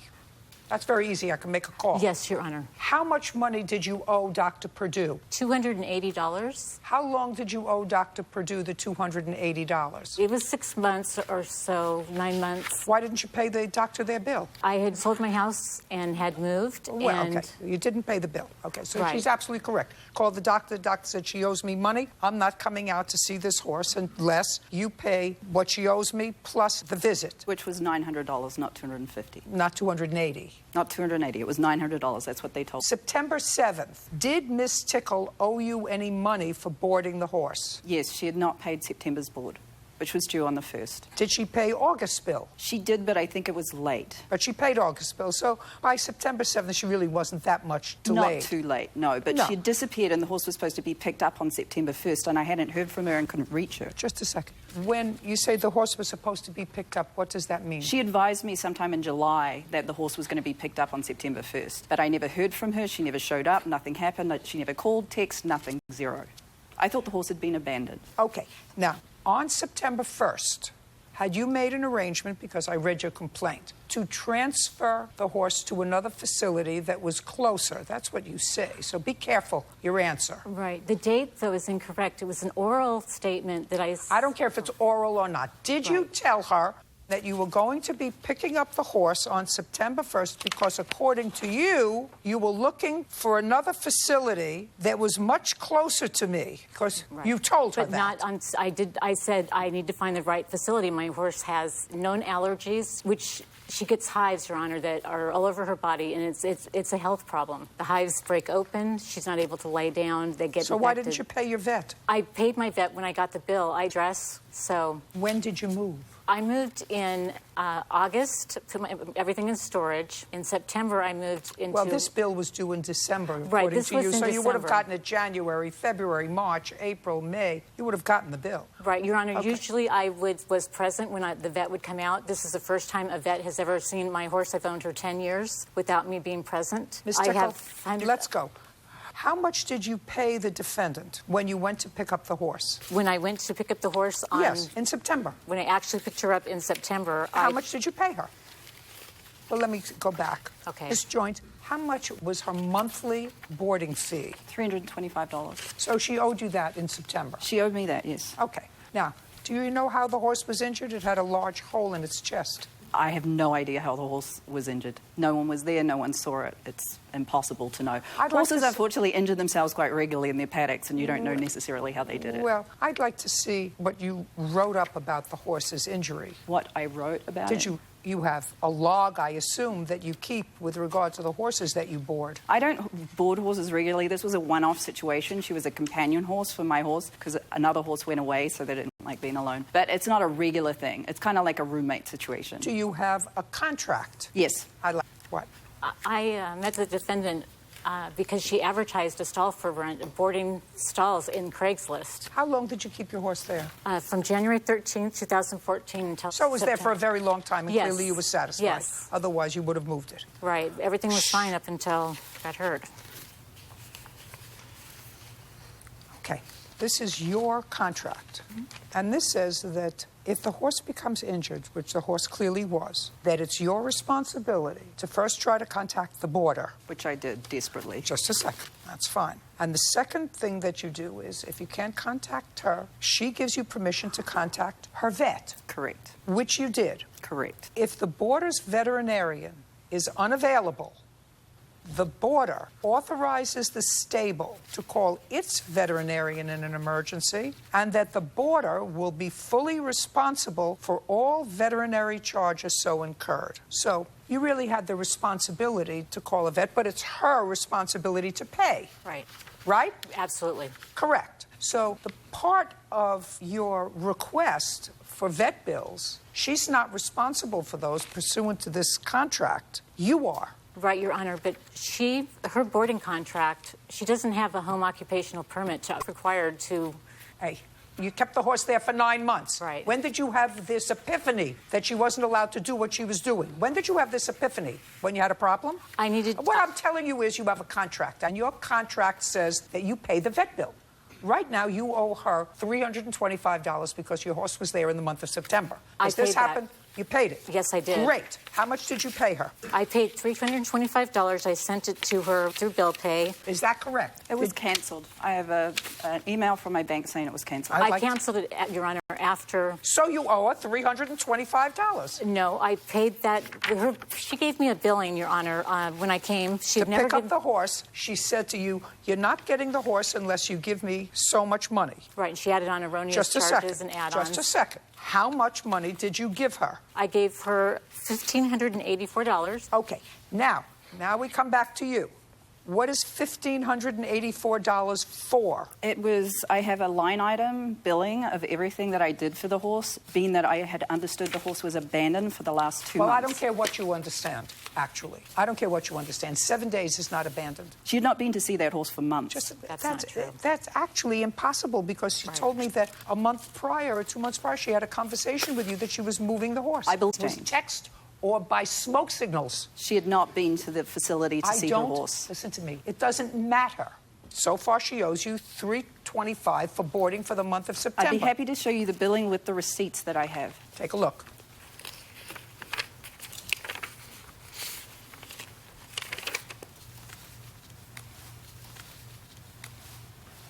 She paid you in August. I apologize. It's complicated because we had Just a second. No way. No way. So, baloney. Take it back. She owes you $325 because the horse hadn't been there the whole month of September. According to this, twice a month. She also paid hay in addition to the board. I understand that. And I fed her horse, and I gave it medical care, which it was essential, or the horse could have got an infection and been very sick. Let me tell you what you were required to do pursuant to your contract. You were required to get a vet. I did. I called the vet and No, I read your answer. I spoke to the vet. I read your answer. And he gave me his recommendation. I read your answer. You don't get paid for that. You personally, unless you paid it, just a second. Listen to me. It's left at my property. Listen to me carefully. Unless the vet sent you a bill, you don't get paid for that. How do you? Did the vet send you the bill? Did the vet send you a bill for the conversation that you had with the vet to tell you how to fix the injury, this large gaping hole in the horse's chest that happened while it was under your care? No. Did the vet tell? The answer is no. He gave me free advice because he knew less I thought it was abandoned. $325, which is actually what she owed you, which she didn't pay, which is $162. So far, $1,261. Then you do have to feed your horse. Yes, Your Honor. Yes.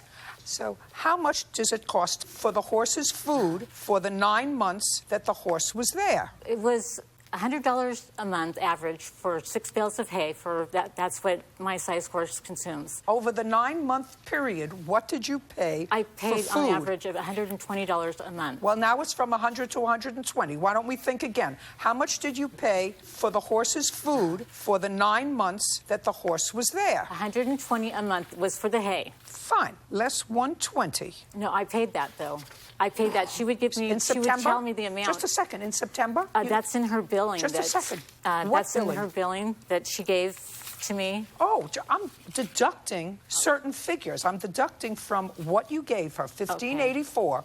I'm deducting what you owe her, Right. $325. You owe her $120 for food. I'm deducting that from the money that you gave her. This is your lawsuit. $60, Your Honor, because it would have been half the month. So far, $1,141 is what you're entitled to back from what she gave you, because you're not getting paid for the vet, for you acting like a vet on a horse that was injured on your watch. Food and her monthly boarding for September. What else does she owe you? Grain, because I had to stop feeding the horse because it was losing weight. It was in Grain. stress. Just a second. In the 9 months that you had the horse there, other than September, did you ever feed the horse and bill her for grain? The answer is either yes. She brought the grain. up until around July timeframe. June, July, I started feeding the horse because she was no longer bringing food to Just her. a second. I'm giving you hay. That's in your deal. And I gave you for the whole month, not just half of it. What I asked you was, had you ever previously billed her for grain? Before July, no, because she brought her Okay, own. 1141. What else? The medical care. I flushed that wound 3 times a day. 1141. That's what you're entitled to, not $4,803. 1141. That takes off the food for the horse and the $325 that you owe her. Okay. It actually says in my contract that I'm entitled to bill for medical care I provide the horse if I have to. No. Later today, Did you know that that car was worth $84.50? 1983 Chevy Silverado? No, impossible. It had some stuff done to it. It was I don't lower. care what it had onto it. I don't care if it sang Happy Birthday in Mandarin.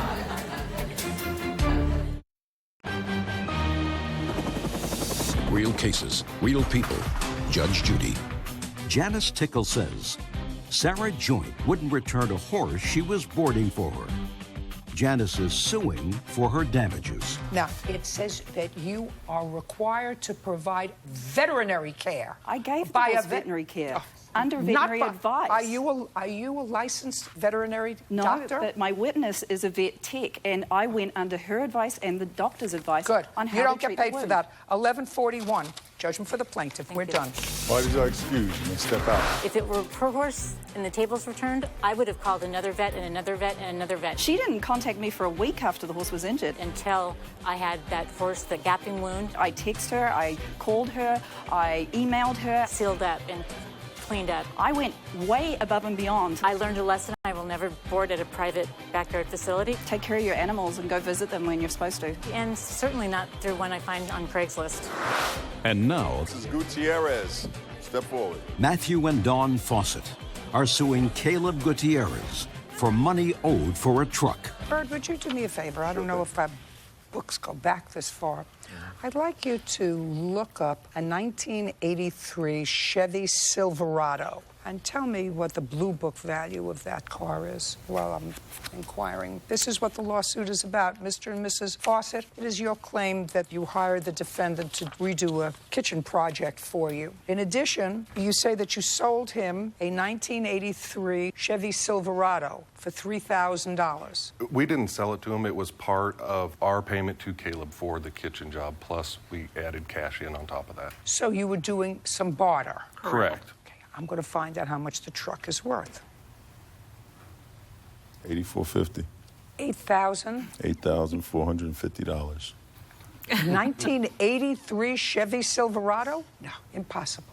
It had some stuff done to it. It was I don't lower. care what it had onto it. I don't care if it sang Happy Birthday in Mandarin. They're very sought after now to be customized and lowered, which I don't it was. care. Judge Judy continues in a moment. Why would they sell you and give you the title to a very expensive, supposed to do, so they were trusting people? So why would they all of a sudden start to threaten you and your wife?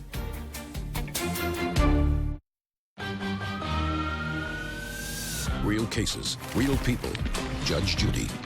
Matthew and Dawn Fawcett claim Caleb Gutierrez owes for a truck. Bird, I have to see it. I mean, we're talking about a 24-year-old. I'm looking for a Chevy Silverado. And where does this say Silverado here? This is Silverado. Let's see, Silverado package. I find that absolutely astounding. Did you know that that car was worth $84.50? I did not, and I don't believe it is. Well, I'm looking here, so I am going to show you what it says in this Kelly Blue Book. Would you show him what it says? I mean, I actually was amazed, Mr. Gutierrez. Yeah, I suppose that would be if it's in excellent condition, which I doubt. Even if it's in lousy condition, it's worth more than $1,200. So let's say they gave you a truck that's worth $6,000. And what you paid them was $1,250. Yeah. So they were expecting you to do another $4,000 worth of work. Let's say we take that figure, and I'm giving you the benefit of every doubt. Yeah. Did you do $4,000 worth of work for them? Not completed, no. But the original job, the original estimate was for $4,700. No. I want to know what you did for them. Well, we refaced the cabinets, is what it started out as. Ended up I want to know not what it started out as. I want to know what you did for them. You got a $6,000, and that's giving you a great deal. $6,000 car for $1,250, which is what you gave them, which means I want to see you doing $4,350 worth of work. Okay. Did you do $4,300 worth of work? They wouldn't let me complete the job, so no. Oh. Judge Judy continues in a moment. Have you been cheated?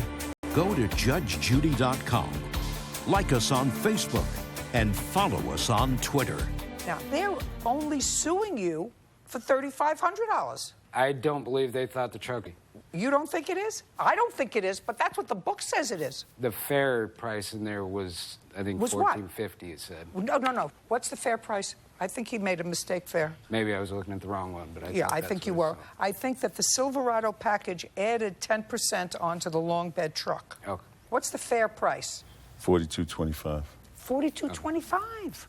That's in fair condition. There's excellent, there's good, there's fair. Right? You still driving the truck? No. What happened to it? Well... What happened to the truck? The tires are flat, and I don't drive it. Well, now you know how valuable it is. Maybe you'll drive it. True. Any excuse why you didn't finish the job? They just made it hard to go in there and work. Explain to me how they made it hard. They started threatening me, threatening my wife. Just a second. No. Why would they sell you and give you the title to a very expensive car before you paid for it by doing the work you were supposed to do? So they were trusting people, right? So why would they all of a sudden start to threaten you and your wife? Because we just had, the job was taking longer than we expected. Than you expected. Both of us. Than you expected. Okay. You owe them $3,500. That's what they're suing for. Judgment for the plaintiff. We're done. By Judge Steve, you may step out. And on the next Judge Judy. Just bringing my wife into this when she had nothing to do with it, harassing me with phone calls and texts all day long. Well, you know, when he says harass and threaten, I had to show up to his place of business, which is his home. They did some sort of a check. They found out where I lived, showed up at my house. I never entered his property. I stayed in my truck in the road, called him, and he came out. So I don't know what he's talking about. You know, it was just difficult to work for them. Obviously, we've learned you never trust people and don't pay them up front. Yeah, money up front. For a job before they finish it.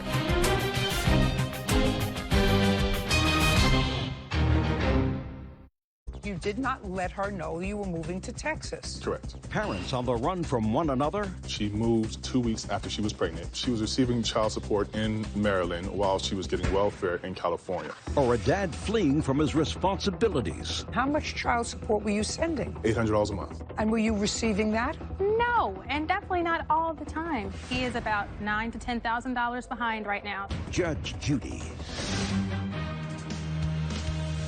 You are about to enter the courtroom of Judge Judith Scheindlin.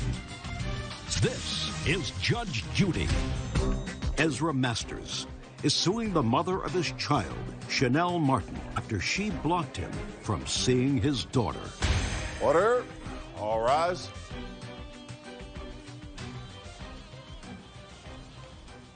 It's case number 223 on the calendar in the matter of Masters versus Martin. Thank you. You're welcome, Judge. Parties have been sworn in. You may be seated. Folks, have a seat, please. Mr. Masters, you and Miss Martin have a child together, and it is your claim that Miss Martin purposely sabotaged a planned visitation, and as a result of that, you were unable to visit with your daughter when you traveled to see her, and you want Miss Martin to compensate you for the travel expenses that you incurred during that visit. That's what your case is about. Miss Martin says that the visitation had been rescinded by a judge at the time that you went to visit the child. She has a ridiculous counterclaim that I'll get to in a moment, but your counterclaim is a silly one.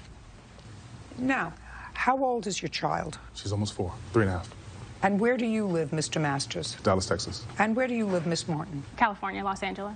And when the child was born, where were you living, Mr. Masters? California, Los Angeles. So you moved to Texas? Yes, ma'am, 3 months ago. Is there a reason that you moved to Texas? Work. Being here in California is hard to find work, a lot of competition. But Dallas is just a better lifestyle. Now, when you were in Los Angeles and your child was born, were you and your daughter was born, was there a declaration of paternity declaring you to be the father? You were never married, correct? Correct, ma'am. And at one point, there had to have been a court action because there was a visitation in place. Who initiated that? I initiated that. I filed for custody and visitation. And was there a judicial order Yes. put in place? I'd like to see it. I don't have the one from Maryland. Do you have it? Yes, ma'am, I do. From what jurisdiction? The baby was born in Maryland. I have one from Maryland. That was the original. There have been two since then. Just a second. The child was born in Maryland because you left Los Angeles. Yes. Who lives in Maryland? Family? My family. And did he come and see the child when the child was born in Maryland? Came. Yes. So I assume things were reasonable at that point. No, ma'am. Not really. Not really was sufficient for him to come to visit you in Maryland. He traveled from Yes, Los Angeles. He came to meet his daughter. Yes. Okay, fine. That was fine. And you don't have the original orders of visitation? No, I didn't bring that one. Do you have the latest one? I do. I'd like to take a look at it. And when did you plan, sir, on visiting your daughter? This was August the 18th, that weekend. And was that pursuant to the order of visitation then in place? Yes, ma'am. In August? Yes, ma'am. And here's that order. No. This was filed in July. That is the most recent one. There is not one after that. That is the one that was in place on August 19th. That was in place between 2013 and 2016. I don't have that. There it is, ma'am. That's not it. That is something that he filed in June. That is not the original one. I see what happened. He filed an action July 13th, 2016, and in his action, he was asking for joint legal custody, and visitation was granted weekends starting immediately, and a visitation schedule. Were you present at that hearing? No, he filed a regular, normal hearing, but I wasn't notified of the hearing. That's why I wasn't present. I would have been there. Who knows? Shoulda, woulda, coulda. Now, can you tell me, Mr. Masters, why you found it necessary to file a case on July 13th? So to clarify the timeline, Ms. Martin and I were in a brief relationship. We decided to go on have a co-parenting relationship here in California. This situation arose because I didn't know if I could have children. It was kind of a dire situation. So whatever. But you left for Texas. Yes, 3 months ago. Yes. Did you let the defendant know that you were relocating to Texas? Her and I are in minimal communication. Everything was filed through the court system. So the answer is you did not tell her that Directly, you were no. leaving for Texas in June, is my question. Correct. Now, had you been seeing your daughter regularly before? Yes, until she had ceased. Just a second. Before June, had you been seeing her Yes, ma'am. regularly? I was seeing her every Wednesday and every Sunday. This was allowed in the court order. Actually, I was supposed to have it for the weekend. She would not allow me to have it for the weekend. So is what you're telling me the last order that was in existence? Yes, ma'am. Was for weekend visitation Yes, ma'am. from the state of Maryland? Yes, ma'am. May I see it? Okay.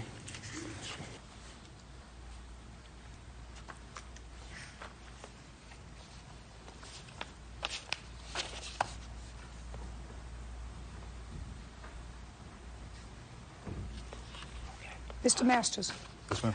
I have to tell you that I'm usually very sympathetic with parents who are trying to see their children. But I'm trying to understand you, sir. You left Los Angeles in June. You never notified the defendant that you were moving. You may have discussed it with her, but you didn't notify her that you were moving. And according to what I'm hearing, you had no contact with her until you filed this action in mid-July, correct? Yes, ma'am. And in the action that you filed in Los Angeles on July 13th, you asked for weekend visitation commencing immediately, correct? Correct. That's what you asked for. Correct. And I don't know what you said to the judge at that time, but the judge signed an ex parte order that said from Maryland. This is the order from Maryland. And the order from Maryland says that commencing in 2015, you shall be accorded 48-hour visits, which includes an overnight, on 30 days' notice to the other side. Exactly. Did you give Miss Martin 30 days' notice of your intention to exercise weekend visitation after you moved to Texas? No, ma'am. So after you moved to Texas in June, you had no contact with her? Directly, no. Through her father, yes. That's why her father's sitting there. On what date did you have contact with her father? Most significant time was June the 8th when I was on the road driving to Texas. We were trying to figure out the situation. Since June the 8th, did you have any contact with her father? Yes, ma'am. Well, tell me about it. When I was in California. When you were in California, on what date? That weekend, 8/18. So between June and 8/18, you didn't have contact with her father. You tried to have contact with her father when you came up for the weekend for visitation. No, ma'am. We spoke on several occasions in regards I to want you to tell me yes. when. Okay. So I spoke with him several weeks throughout July, all the way up until my visitation. Just a second. Yes, ma'am. Spoke to him about what? The visitation of my daughter. Specifically? Specifically, I want third. He asked me specifically when. He was very adamant about when I'm going to see my daughter. I told him I would come during the custody hearing. That third weekend, 8/19, was the actual hearing date on that Friday. I told him I would be there, which was in alignment with the order that I had. I would be there. You're talking about the ex parte order that you got for weekends. Not the Maryland order. Right. There's 3 orders. She had the ex parte. That's why I'm confused. No, she no. had the ex parte. I'm a little confused. Don't be confused, Okay. sir. I didn't do an ex parte. Well, you filed your action by yourself. You didn't go to the courthouse together with her. Right. Okay. Maybe I'm not understanding what ex parte is. You in that didn't way. go to the courthouse Okay. together. You filed, in effect, an interim order when they set it down for hearing. But meanwhile, the only order that was in place prior to you getting this order that you got superseding this Maryland order was an order that says you may have 48-hour visitation on 30 days' notice to the defendant. I'm not hearing that you gave the defendant 30 days' notice of your intention to exercise visitation the weekend of August 18th. I haven't heard that you gave her 30 days' notice. All I hear is you left where your daughter was living, and she's 4. So there's no communication with the 4-year-old, who, according to you, you used to see Wednesdays and Sundays. And then the next thing, there's now an order in place where you can come and pick up your daughter from school, which is what you did. You went to the school to pick her up, right? No. Yeah, that part is correct. The first part is not right. There's 2 different things you just mentioned. The second part you mentioned, go to our school, that is correct. The first part, prior to that, I had been in constant communication with her father and letting her know that there was an order in place. And I contacted him when we had the court hearing asking where was his daughter and why was she not there. Okay, let me tell you this. I'm not granting your application for travel expenses. Okay. And I'm going to tell you why. Because when you leave the jurisdiction and you have a 4-year-old and you want to have a relationship with that child, you're not moving for custody of that child, but you want to have a relationship with her, which you should, then you don't change what is a primary order. You send a registered letter 30 days before you intend to exercise your visitation, and you send it to the defendant and you say, I'm coming up from Texas on the 18th of August. I'm giving you notice that I would like to exercise my visitation on August 18th. For that 48-hour period, because I now live far away. And if you did that, and she, not her father, not back and forth with her, she had noticed, because she's the mother of your child, you should be in constant communication with her. How many children do you have? I have 1 child. She moved 2 weeks after she was pregnant. Repeatedly, I had made several visits to Maryland, pleading with her, several emails, hundreds of emails, pleading to her to bring my daughter back. At the time, I didn't know that this was... Let me explain something to you. I found out she was on welfare, Your Honor. This is why. Yes. Pay careful attention. Yes. Anybody that refers to himself in a situation like this as merely a sperm donor is not operating with the right brain. This is how she this is how she's conducted. Just a second. Is not operating with the right brain. And, I mean, I thought I heard something, and maybe I was mistaken, that you were under the impression that you couldn't have children? I didn't know. There was suspicion at the time because of... There was I thought I heard that. Yes. Yes. I thought I heard that, that you at least believed that there might be a possibility that you couldn't have children. But I didn't know. Yes. Whatever it is. She went back to Maryland because I assume that this was not a relationship that you had with her that was going to blossom into something. We were in a, thank you. We were in a relationship, yes. Tell me, she was pregnant. Were you supportive during that? Absolutely. Absolutely supportive. Tell me what you did. I was working. At the time period, she was not. She was working. She was... Stop. At the time period, the discussions that we had was as far as how we're going to move forward when it comes to the child. Her issue was that she did not want to work because her mother was supporting her at the time. She felt because she was pregnant, I said, this is not the situation that we had. Were you living together? No, we were not living together, no. Okay, so you were... We were in these discussions, but when she was conceived, no, we were not living together. But we were in these discussions. But you were not living together? No, ma'am. No, ma'am. What? Am I going to have my turn? Eventually, if you need to. Okay. Eventually, if you need to. Judge Judy continues in a moment. She was receiving child support in Maryland while she was getting welfare in California. So Okay. that communication. Just a second. Was that a breached communication? Yes. And were you receiving that? No, and definitely not all the time.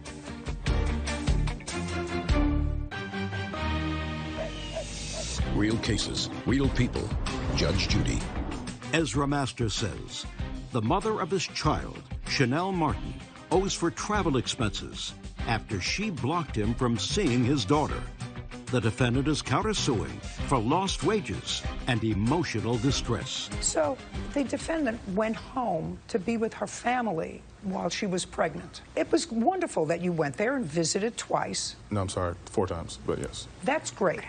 But time that is important to me Yes. within the context of your case seeking reimbursement for traveling expenses, you were under an order. The only order that the two of you knew about was a Maryland order that required you to give her. Yes, I had done that on several occasions because when I thought that she was in Maryland, I did not find that she was in California until welfare notified me that she was in California. On what year? This was 2015. Just a yes. second. Well, then there was a substantial period of time that you didn't see your daughter. Oh, I saw her as soon as I found out about that. No. She was in California. There was a substantial period of time when you did not regularly see your daughter. Yes, ma'am. Correct. Okay. So there was irregular visitation. Now, did you ever travel anywhere other than from Maryland, where you were living, to California? Yes. Where did you go in between? I traveled to Florida. I traveled to... I mean, when I say travel, I don't mean travel for a week. Did you live in Florida? No, I lived in Maryland until I lived here again. Okay. I'm not talking about traveling on vacation. So you went from Maryland back to California? Yes. Great. So there was a substantial period of time when you did not see your daughter. Yes. Okay. When you did not file any action, because you weren't denied visitation, but she was in Maryland. Yes, I was denied visitation. Well, you didn't file the action, sir, until after you were notified by child support that she was receiving welfare and they were coming after you for support. She was receiving child support in Maryland while she was getting welfare in California. So How much child support were you sending? $800 a month. It's enforced. They take it automatically out of my account. And were you receiving that? No, and definitely not all the time. He wasn't working for a lot of the time, so they couldn't garnish his wages. Okay. Judge Judy continues in a moment. This is why she was awarded the ex parte, because she essentially... No, I got... Well, it says domestic violence. It says I violated. It says I hacked the computer system and changed her address into my address. Wait a second. She's not going to be able to prove any of that. Yeah. Real cases, real people. Judge Judy. Ezra Masters has accused the mother of his child, Chanel Martin, of owing for travel expenses. Chanel has a countersuit for lost wages and emotional distress. Now, in what month and year did you come to California? February 2015. And did you apply for public assistance at that time? Yes. Were you working in February of 2015? Yes, ma'am. Here's where I paid. This is documentation I paid. I still paid directly to Maryland. Just a second. Yes. There are 3 pages there. Pays his child support regularly. It comes right out of his check. No, he does not pay his child support regularly. If he happened to pay those months that he sent out, and then he is about $9,000 to $10,000 behind right now. So if he was paying, he'd they be garnished in March of 2016. They received $4,540. Yes, I assume that was from his tax return. That was I'm this sure year. it was. I know it was from his tax return Because he was so far behind. But his payments have been consistent since March of 2015, April 2015, and this goes back to February of 2015. Pays his child support. Okay. Now, what kind of an order is in place now for visitation? What's in place now? Is nothing? I mean, she has the ex parte, and this is where she When are you has... supposed to be We go back someplace to court for a hearing? tomorrow. Tomorrow. We go back to court tomorrow. Tomorrow. And through her ex parte agreement, which she mentioned earlier, this is why she was awarded the ex parte, because she essentially... No, Well, it says domestic violence. It says I violated. It says I hacked the computer system and changed her address into my address. Wait a second. She's not going to be able to prove any of that. Yeah. No, I know. Listen to me. She's not going to be able to prove any of that. Yes. But the one thing she can establish, sir, to the judge, which doesn't let you prevail here, is that you left the jurisdiction where your child was living, and you didn't communicate that to the defendant. And the next contact she has is that you are going to where she was not present, and it changed an order that had been in place in Maryland where both of you were present, and a court had an opportunity to hear both of you and to figure out who was stretching the truth and who was not, and where everybody was. The only time is when the two of you were together in Maryland. Subsequent to that, you went to court. Yes. And you got an order changing that order from Maryland. Because I read the order. Yes. That's not the way to do business. It's not the way to do business. Judge Judy continues in a moment. Closed captioning sponsored by. Are you in a family dispute? Go to judgejudy.com, like us on Facebook, and follow us on Twitter.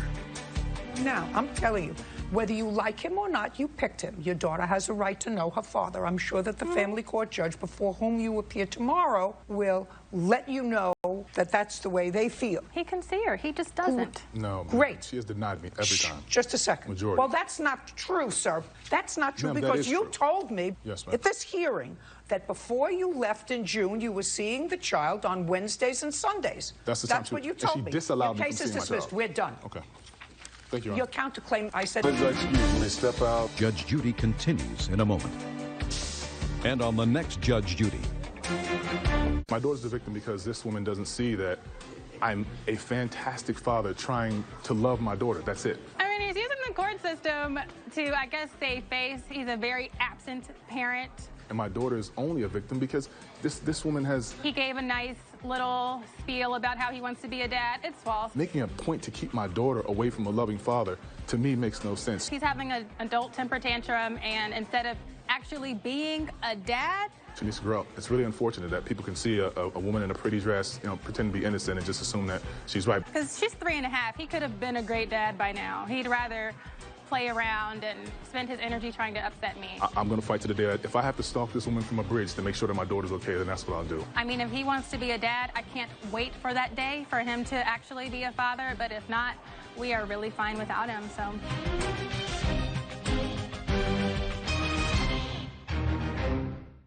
I needed $4,800. Why? Because I was getting a house. No money, no problem. Why did you ask him to take out this very high-priced loan? I didn't have the rest. Don't move into a $4,800 house. Until she had a problem with him. At that point, I told him that we could no longer see each other. You are such a hustler, Miss Sims. Judge Judy. You are about to enter the courtroom of Judge Judith Scheindlin.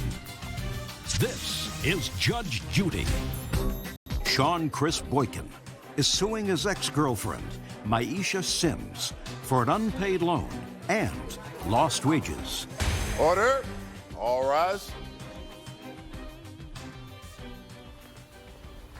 Now it's case number 182 on the calendar in the matter of Boykin versus Sims. Thank you. You're welcome, Judge. Parties have been sworn in. You may be seated. Ma'am, have a seat, please. Mr. Boykin, you had a short relationship with the defendant. During that time, according to your complaint, she was sort of short on money. She was living out of her car. She needed rent and security deposit and stuff. She had some of the money, but she didn't have all that she needed. Your complaint says that you took out a loan for her through a loan company, $2,600. And the loan had extraordinarily high interest payments on it. And the agreement was she was to repay in installments the money. According to you, she stopped being your girlfriend. She also didn't pay the loan. And the loan, which was $2,600, according to you, is now $3,500 relating. Ms. Sims says that the agreement was that she was supposed to pay half of the loan. You took some of the money when the loan was granted. How much? $200. Why? Because she gave me that for basically pulling out the loan for her. Well, let me ask you a question. Were you working at the time? Yes, ma'am. What kind of work were you doing? At that time, I was doing construction as well as plumbing. And what kind of work were you doing? I work for a marketing company. Do you get paid by the hour or by the call? By the hour. How many hours a week were you working? 40. How long have you been working for the same company, and what's the name of the company? 5 years at Vantage Sales and Marketing. So why couldn't you take out your own loan? I didn't have the Just a credit. second. Why couldn't you take? You were working for 5 years, working a 40-hour week, and according to you, you were living in your car. I went through a divorce, and I fell into a financial crisis, and I didn't have the money. Do you know, I'm not believing you. It's not that I'm necessarily not believing the case. I may be believing the case, but I'm not necessarily believing you. You want to start over again with me? Financial crisis is a nice term. You were working at the same job for 5 years. You had saved up how much money? I had about $2,000. And how much did you need? I needed $4,800. Why? Because I was getting a house, attempting to buy a house, lease with the option to buy, and I needed a deposit. So you needed $2,800. In addition to what I had, In addition yes. to what you had? Yes. Are you still in that house? Yes. Did you buy it? No. Where is it located? It's in Los Angeles. And what's the current rent, and to whom do you pay that rent? It's currently $1,400, and I pay it to Bob. Who's Bob? The owner. Now you're going to explain to me why on a 14-month rental you needed $4,800. It was first and last. I got it. And a deposit, a security deposit. She charged a separate deposit. They charged a separate deposit. Okay, that's usually equivalent to 1 month's rent. It was not. How much was the security deposit? $2,400. Well, if you had $2,000, why did you ask him to take out this very high-priced loan? I didn't have the rest. Then you don't move into a $4,800 house, you fool. He offered.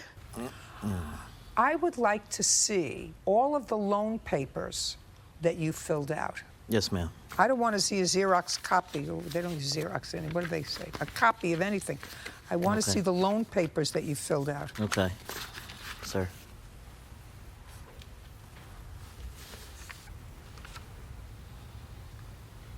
I'd like to see a copy of your lease. I don't have a copy of my lease. Go get it.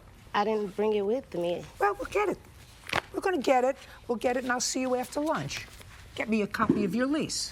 Got it? Parties are excused. This case will be recalled. Judge Judy continues in a moment.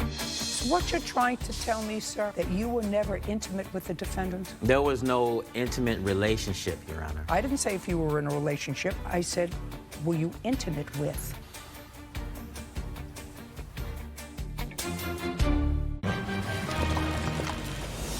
Real cases, real people. Judge Judy. In a case earlier today, Sean Chris Boykin says ex-girlfriend Maisha Sims owes for a loan and lost wages.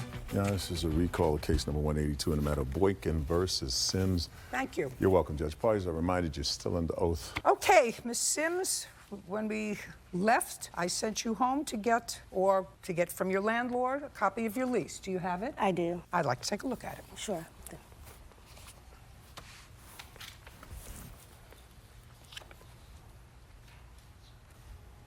Dixon. That's my boyfriend. I thought he was your boyfriend. No, he wasn't. Do you know Mr. Dixon?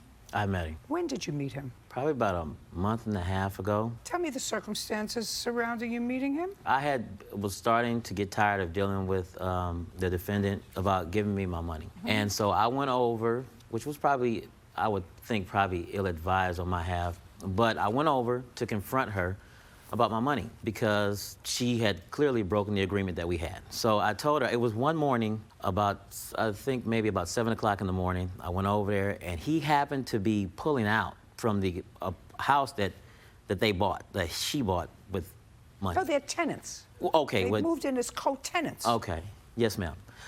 So I went over there and he was pulling out, I guess he was taking, I'm not sure who the child was in the car, but he was taking some child to school, I assume. He stopped because... Whose child is that? It's his child. Who lives in the house? Yes. Yes, ma'am. When he saw me going to the house, he stopped the car and he said, "What's up?" like that. And I'm like, "What's up?" You know, back to him. So I knocked on the door. She came to the door and she said, well, what's going on? I said, you know, I went through. No, tell me what you said. Don't tell me I went through. She said, what's going on? And I said, where's my money? Yeah. And? So he didn't know that this happened. He didn't know what was going on because he was in the dark that she had took this money from me. So I was explaining, I said, listen, I need my money. I need to, because every day you're making this percentage go up higher and higher. And I told her, had she paid the money back in the time that she was supposed to, this percentage would never be as high as it would. I think the loan company would have only about maybe $100. $107 to be somewhere in the vicinity. But that was back in January. And so all these times I kept going on and on and on. But to be more specific to your question, Your Honor, that was the day that I met, was that day about 2 months ago, I would say. You are such a hustler, Ms. Sims. Let me read what you wrote in your answer. You said, I kept up my end of the bargain and made all of the payments I had agreed to. A few months after the loan, and the loan was in January, Yes, a few months after the loan, which would have been March, I found out that Sean was a convicted felon. At that point, I told him that we could no longer see each other, and I then rekindled my relationship with my former boyfriend. But this lease you signed in January with your former boyfriend, who is now your current boyfriend in January. Are you following what I'm saying? Do you want me to repeat it? Because you look confused. I don't want you to become January 28th with Dixon. Am I confused? No, you're not confused. So that the answer that you filed here is incorrect. It's incorrect. Which means that the story that you told was incorrect. I was paying the money back. No.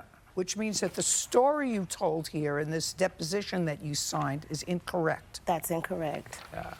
Now, I'm going to show you your lease, and I want you, because perhaps I'm missing it, I want you to take Officer Bird's pen and make a big circle on this lease where it says that you paid $1,400 for the first month's rent, $1,400 for the second month's rent, and $2,400 in security. I want you to circle that, because what you told me you needed to move in was $4,800, and you had $2,000.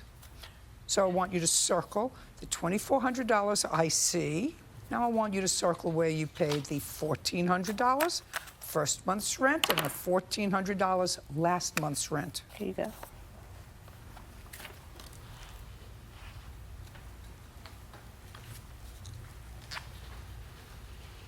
No. This says the monthly rent is $1,400. So I had payable on the first of the month, and a $2,800. Okay, $3,800. I miscalculated. Not $4,838. I want to know how long you dated her. Ma'am, dating, I wouldn't say that's the word. I wouldn't characterize it as dating. Well, tell me what you would characterize it as. I would characterize it as a person that I'd known. How did you find her? Through the woman who I was dating. It was her cousin. And then you stopped dating her, and you started to date her. Well, Don't look at me. Don't give me an If I'm wrong, just tell me. Yes, ma'am. Yes, ma'am. Am I wrong, or is that what happened? Yes, ma'am, you're wrong. Okay, tell me about it. I'm going to read. Okay, I'm going to tell you exactly how it went down. I love it. I love it. What occurred, Your Honor, was that Antoinette, my witness, who I was dating at the time, we were not talking anymore. She was distraught. Antoinette was distraught because she wasn't able to talk to me. She gave my phone number to Maisha. Maisha called me. We started talking strictly only as friends and about Antoinette. And then, as we started becoming friends, that's when she already knew she was out on her luck, that she was living in her car. I saw this with my own eyes. So that's when she started going into like, hey, you know, my family won't help me. Could you help me out? Is what you're trying to tell me, sir, that you were never... Relationship, Your Honor. Well, those are two words put together. I didn't put those two words together, sir. You put the two words together. Intimate and relationship are two entirely different things. I asked you one word. I didn't say if you were in a relationship. I said, were you intimate with? Yes, ma'am. We were not. That was very clever. I give you credit for that. You weren't in an intimate relationship. That I understand. Well, I'm under oath, Your Honor. Yeah, so. well, I got it. Okay, maybe. Judge Judy continues in a moment. This says that you borrowed $2,600. If you make the minimum payments, the total you will have paid back is $12,533. Isn't there such a thing as usury in this state? And later today, I heard mumbling and then skerfuffling and then cursing and then a really loud bang. And I knocked on the door and Mr. Stone was on the floor, drunk. Okay, so he was drunk and he fell on the floor. And? Yes. real cases, real people. Judge Judy. Sean Chris Boykin says ex-girlfriend Maisha Sims owes for a loan and lost wages. Now I'd like you to show me how much of this loan. Show me.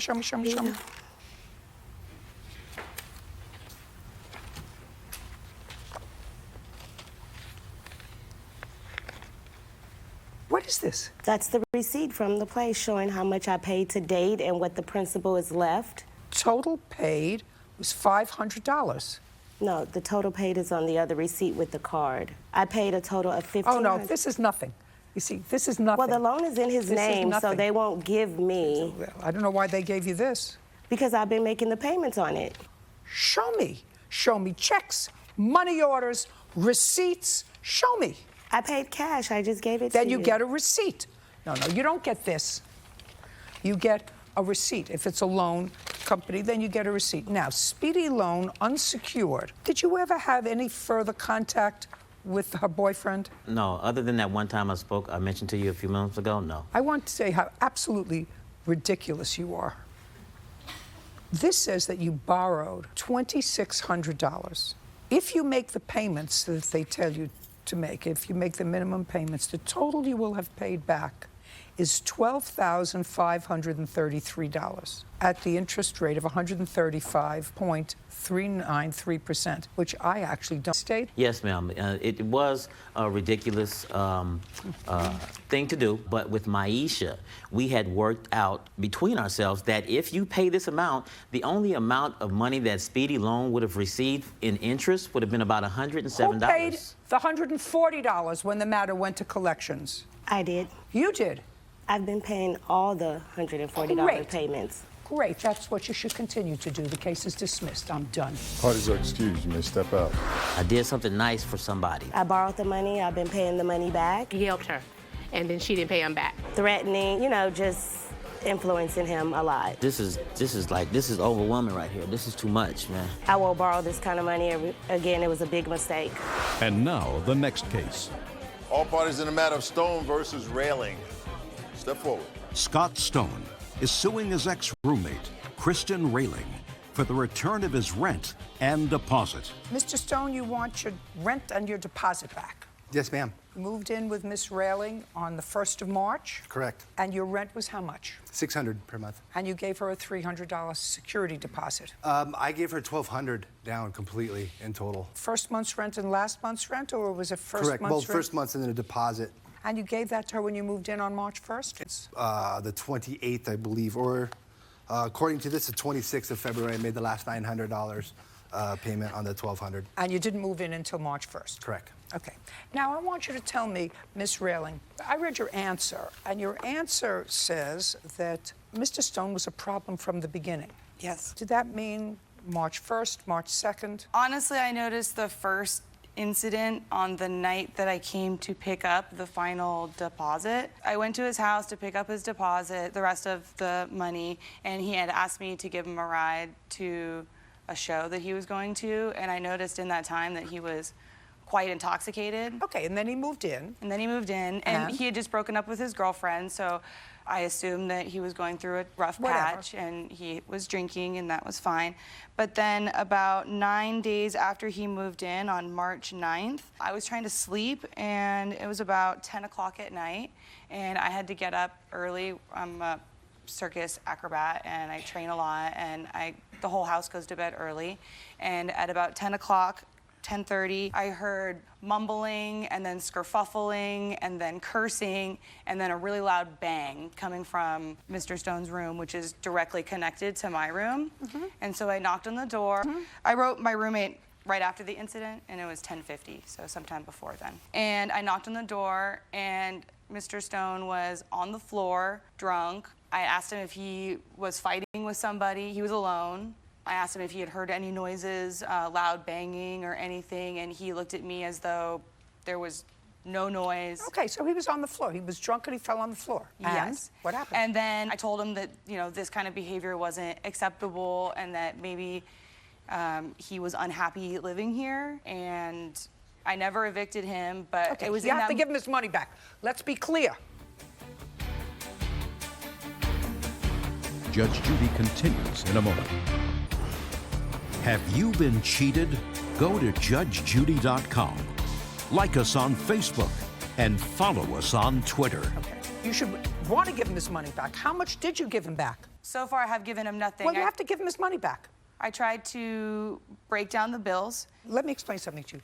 When you have a roommate, you can't, unless you have a written lease with them that requires them to be in bed by 10 o'clock and not drink in the apartment. They can swing from the chandeliers if they want to at 10 o'clock at night. That's what happens when you have a roommate. And if you went in and said to him, be here, and he took that as this kind of behavior can't continue, this is my behavior. This is what I'm going to do now. So you say, listen, this was a mistake for everybody. Yeah. Goodbye. What your answer suggests is, since he didn't give you notice, he doesn't get any money back. Well, you don't break down the bills. He moved out on what date? He moved out on March 15th.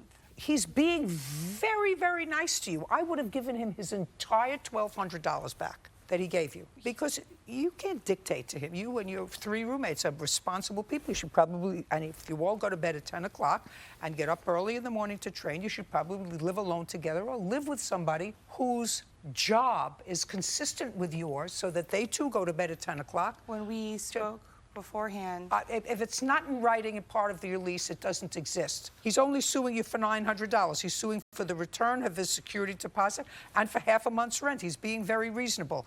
Don't be ridiculous. Judgment for the plaintiff in the amount of $900. We're done. Parties are excused. You may step out. Judge Judy continues in a moment.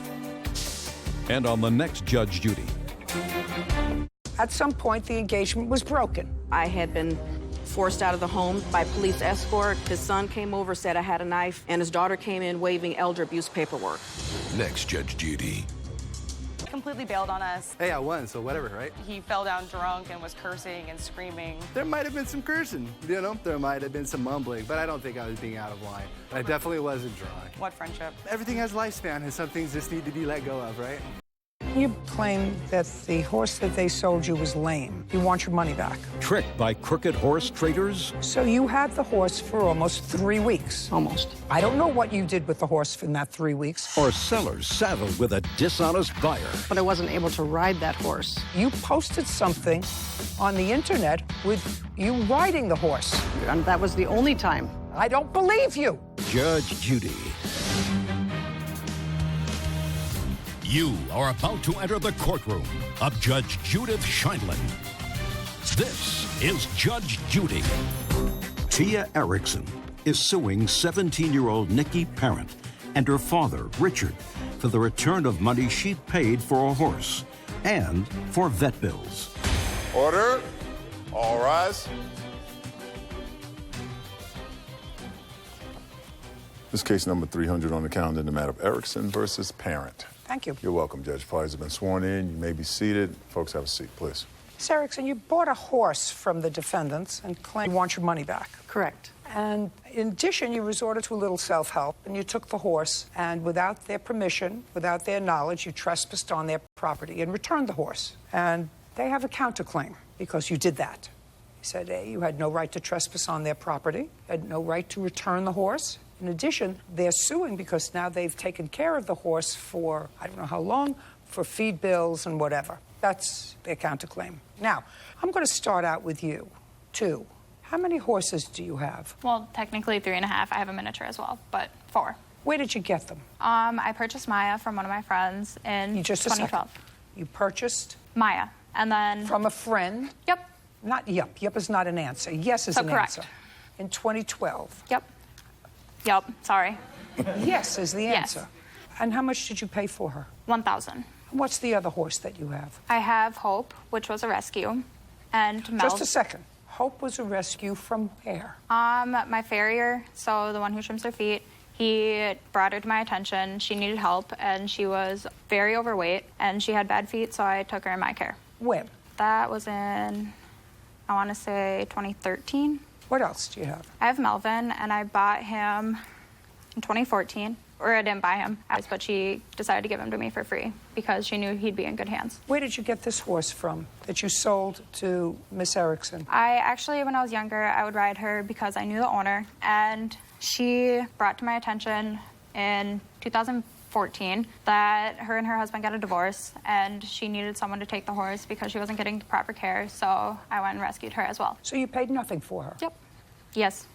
Why did you decide to sell her? I actually rodeo, and I was deciding to continue my rodeo career. I wanted another rodeo horse, and Eva was sitting on the back burner for me, so I decided... She what? Was sitting on the back burner, so she wasn't getting top attention, which I felt she needed, so that's why I decided to sell her. Why didn't you just find her a good home? Because in the rodeo world, you have to lose some to win some, basically. Just a second. You got the horse for free. What I want to know is, why didn't you, if the horse was on the back burner for you, why didn't you try to find the horse a good home like the other people did when you rescued their horses? I don't know. I decided to sell her because I did put a lot into feed and vet bills and farrier, which farrier gets expensive with 4 horses. So you wanted to be paid back for feeding her? Yep. Yes. Did you ride her? Did I ride her? Yes, I did. On July 31st, 2016. On what date did you trespass on the defendant's property and return the horse? Your Honor, they were aware that I was coming. You trespassed on their property. I don't care whether they were on Mars. On what date did you... I brought the horse back on August 20th, 2016, after a short ride. Just a second. And you say you picked up the horse on what date? On July 31st. So you had the horse for almost 3 weeks. Almost. But I wasn't able to ride that horse. I don't care. They understood. I don't care. On what date did you first advise the defendants by email or text message that you can prove to me that you were having difficulty with the horse? I did it immediately after having... No. That immediately is not my answer. Right. I said, on what date? I had the veterinarian come out on the 19th of August. So what you're telling me is that the first communication that you had with them was almost 3 weeks later. Correct. That's when we had a chance to ride the horse. You don't get your money back. Your Honor, you don't get your money back. They're aware that... Don't tell me what they're aware of. You can't testify what's in somebody else's mind. There was a warranty express. You don't money back. You had the horse for 3 weeks. Your Honor, what about... Just a second. You had the horse for 3 weeks. I don't know what you did with the horse in that 3 weeks. I have to rely on you that you bought a horse because you wanted a trail ride and that you did absolutely nothing with the horse for 3 weeks until you had a vet look at it. And I'm not prepared to do that. We did ride the horse on this. First time was 2 weeks after, because that's when we were able to do that. But they knew that I was wanting for a rideable trail horse. You don't get your money back. I don't know what you did to the horse. So the statute's saying that... You don't get your money back. You have to be a buyer that does the right thing in a timely fashion. And 3 weeks later is not a timely fashion. If you have a horse that's in your custody for 3 weeks, and I don't know what you did with it, but I read something in an answer that says that you posted something on the internet with you riding the horse. That was the only time. I don't believe you. Is that your tape? My witness is the one who who your rode tape? rode No the way. horse. Not happening. Can I see it? Yes. That's returning the horse. She wants to see a picture of... I wanted to see the riding. internet picture of her riding the horse. Honor. That's that one going there on the horse. Can I see them, please? So they sold it as a trail horse. Even their advertisement stated it's amazing on trails. Listen to me. Did you tell me that you never rode the horse? Personally, no, I have never rode that horse. My witness did. Well, this is you. I don't know if you're on the horse. I went riding with them on my own horse. That's me on my own horse. This is not the horse. She's behind him. What do you mean she's behind him? The picture of Tia and Eva is behind because she purchased it for her boyfriend to ride. To ride on trails. So he rode the horse? Yes. So this is her, and he rode the horse? Yes. And do we have a date on this picture? There wasn't a date. Well, That was August 14th, 2016. That's the first time and the only time that my witness rode the horse. I don't believe you, Ms. Erickson. You don't get your money back. Now, you don't get anything on your counterclaim either, because what you're probably going to do is you're going to resell the horse. That's what you're probably going to do. Right. I mean, you got it for nothing. But they can't just decide that they don't want it anymore after, in all probability, something that happened to the horse in their care. Your Honor, the veterinarian bill states, our explanation and exam states it's a pre-existing condition that was before I bought the horse. Getting your money back. So they can ride You're us not using false advertisements. And Case is dismissed. We're done. Why is that excused? You must step out.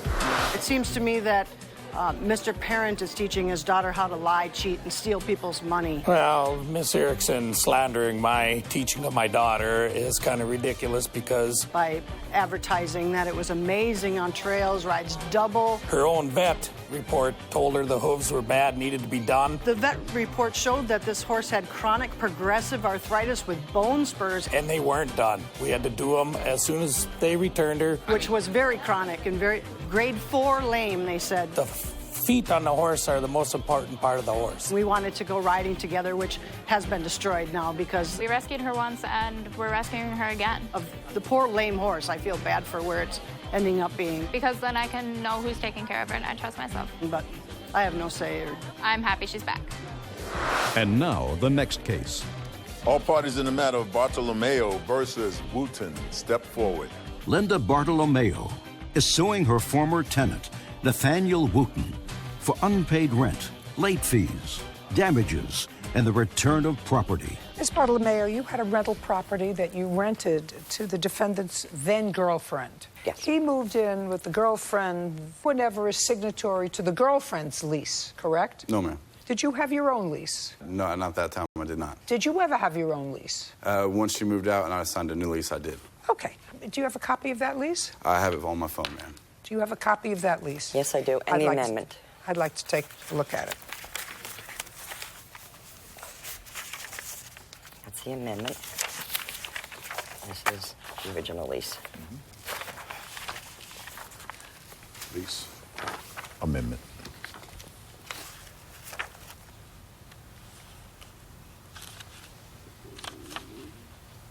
This was done by mail because this is the same signature on both. It was done through email, ma'am. Through email. Through a Rocket Lawyer. Okay, so your rent was $112.50 a week. That was in the first lease. The amendment changed it to $225 every 2 weeks on the 8th and 22nd of every month. Excuse me, Your Honor, that's incorrect. And when did you move out? I moved out on October 4th. Between July 2nd of 2016, Mr. Wooten, and October 4th, did you pay your rent every 2 weeks? Yes, ma'am. I paid my rent for the first 2 weeks of August. No, we're talking about July 2nd. I want you to pay careful attention to my yes. words. Yes, ma'am. I said, as of July 2nd, October 4th, did you pay your rent every 2 weeks? No, ma'am. What weeks didn't you pay? I didn't pay the 3rd and 4th week of August or September. So do you owe 4 weeks or 8 weeks? I owe 0 weeks. The reason why I didn't pay her is because she violated the lease, and we were supposed to go to court, and I had the money in an escrow account, and she never took me to court, and then we showed up on here. Okay. Judge Judy continues in a moment. Why were you growing marijuana at the house? Why? She told me I could. That's not true, Your Honor. Just a second. Why did you do it? I'm asking you. I did it because I was tired of paying for weed.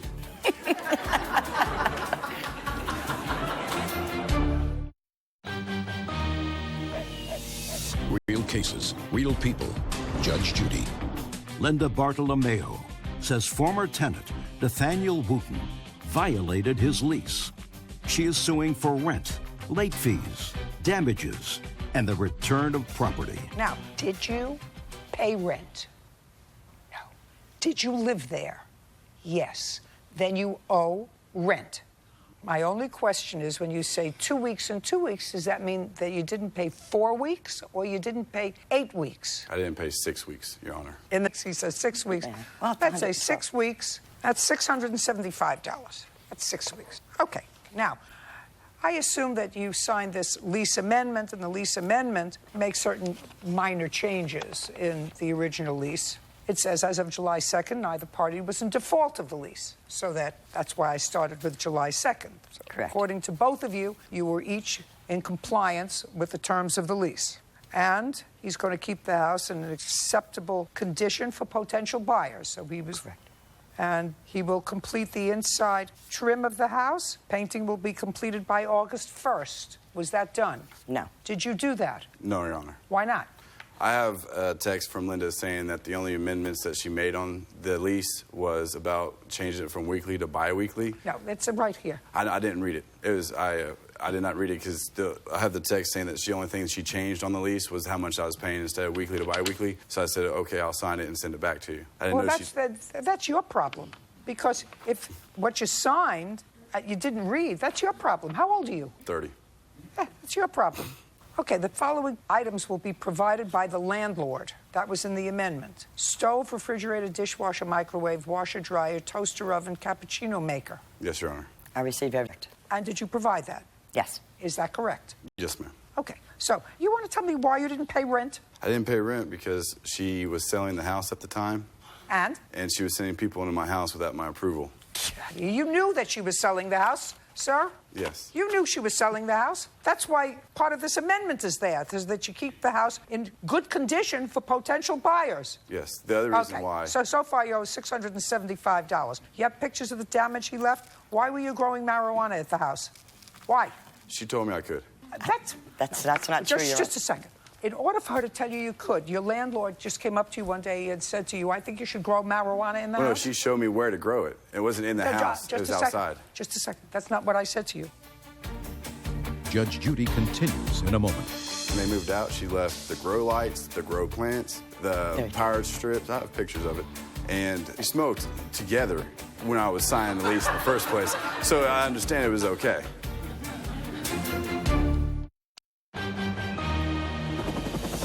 Real cases, real people. Judge Judy. Linda Bartolomeo says former tenant Nathaniel Wooten violated his lease. She is suing for rent, late fees, damages, and the return of... Said, I think you should grow marijuana in the house. Correct. This is where I think you should grow it? Correct. Is that what happened? Yes, and she also she left, when they moved out, she left the grow lights, the grow plants, the power strips. I have pictures of it.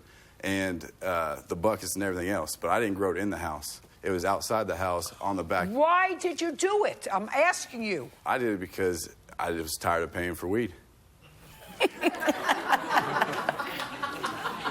That's an answer.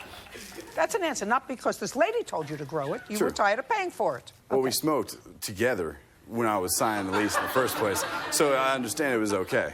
Like, I have texts from her telling me to hide the paraphernalia. May I see the pictures of what you're complaining about in the house, please? So far, he owes you $675 for rent. Can I have my witness come and help me? I lost my glasses and I can't see. I'm looking for the pictures of the doors. How long did you live there, Mr. Wooten? From the first time I moved in? From the first, how long did you live in the house? We moved in March 15th is when we first moved in. What year? 2016. Is that when you moved in with your girlfriend? Yes. They gave us the house in January, but we didn't, there was so much cleanup that we had to do. 2016? Yes. Okay, so you didn't live there long? No. Where are you living now? I'm currently living at my mom's house. At your mom. What do you do continuously? Yes, I work there 6 days a week. My new house isn't going to be ready till next month. That's the reason why I moved in with my mom for this month. And the reason why I stopped paying rent was because I paid my rent in August, and the same day she had the realtor hand me a 14-day eviction notice that wasn't signed, wasn't given a reason why I was getting a 14-day eviction notice. It was just this law of a 14-day eviction notice given to me by the realtor, not even the property manager. The realtor printed it out, handed it to the property manager. I was like, I just paid my rent.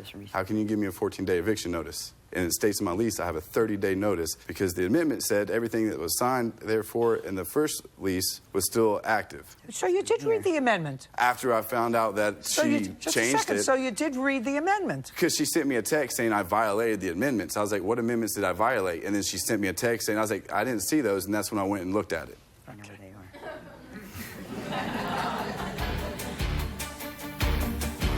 Judge Judy continues in a moment. Have you been cheated? Go to judgejudy.com. Like us on Facebook and follow us on Twitter. Now, may I see the pictures, please? I'm Come on. sorry. Got Here's things to do. the one door, and then I have to take the phone back to show you the other two doors because it's on a different thing. No, ma'am. The house was left What are better these? than when I got it in the first condition. I'm looking at a dog, and I see scratch marks on the bottom of a door. Yes, Your Honor. Is that what you're talking about? Yes, but there's two other ones on there, but it's in a mess. She had 4 dogs, Your Honor, when I moved in. That's why I had to rip up all the carpet, and the scratches were already there. I don't care. What property do you claim he took without permission? A bed and 2 TVs that were left by the previous tenant. The previous tenant was his girlfriend? Yes. Forget it. What's next? I have the receipt. Did you hear what I said? Yes, ma'am. Forget it. I need 3 doors replaced in the bedroom. Because of the scratches on the doors? Well, that's what I'm trying to find the other picture to show you. I'm not replacing the 3 doors because of the scratches on the bottom of the doors. Well, they're hollow doors and they cannot be fixed. I'm not replacing them. Neither is he. He owes you $675 for the rent he didn't pay. Your Honor. Where is it? Don't speak. Doesn't sound like you're losing, except the rent that you have to pay because your behind was in the house for those 6 weeks. Yes, ma'am. They're on this, but I can't find it. Good. Judgment for the plaintiff in the amount of $675. We're done. Please excuse me. Step out. Seems that you and Miss Sampe were engaged. You bought her a ring. At first, she was eager. It came by special delivery, so Then she was gone. At some point, the engagement was broken. He filed eviction notice. I had been forced out of the home by police escort. His son came over, said I had a knife, and his daughter came in waving elder abuse paperwork. Judge Judy. You are about to enter the courtroom of Judge Judith Scheindlin. This is Judge Judy. 63-year-old Sherman Hawthorne is suing his ex-fiancée, 42-year-old Lucille Sampe, for the return of an engagement ring. Order. All rise. Now it's case number 269 on the calendar, the matter of Hawthorne versus Sampe. Thank you. You're welcome, Judge. Parties have been sworn in. You may be seated. Folks, have a seat, please. Mr. Hawthorne, I've read your complaint, which is a relatively simple one, and the defendant's answer and her counterclaim. It seems that you and Miss Sampe were engaged. You bought her a ring, and that's the ring. Yes, ma'am. I'd like to see it, please.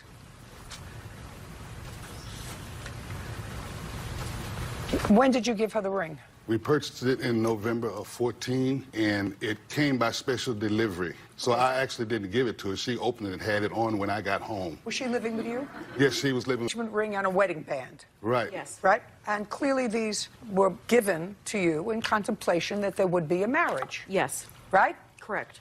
So now it's up to you to convince me why he doesn't get them back. Well, we did get engaged.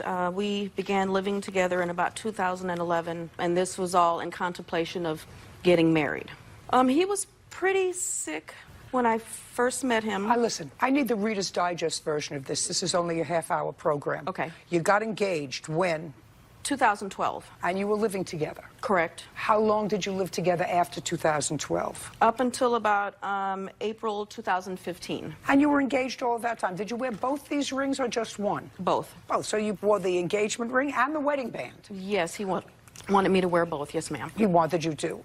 Yes. And you did? Correct. Okay. Now, at some point, the engagement was broken. Correct. And you gave him back the rings? Yes. When was that? April 2015. How did they come into your possession again? After we had broken up, this was all due to his... Don't tell me what it was due to. I don't care. Another show.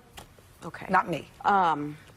We had broken up, and he filed eviction notice. To get on you me. out? Yes. Okay, so you were evicted from the premises? Yes. Because you didn't want to leave voluntarily? Things together because, you know, this all happened at like 3 o'clock in the morning, April 30th. So there 3 was a o'clock in the morning. some sort of a kerfuffle? Correct. And you wanted 30 days. Well, that wouldn't have been unreasonable, Mr. Hawthorne, since she had lived with you for a long time. Yes. Okay, but he evicted you and you gave him back the ring. Correct. And how did they get back into your possession? So he had the jewelry the entire 30 days while I was there trying to reestablish myself. I had to buy new furniture.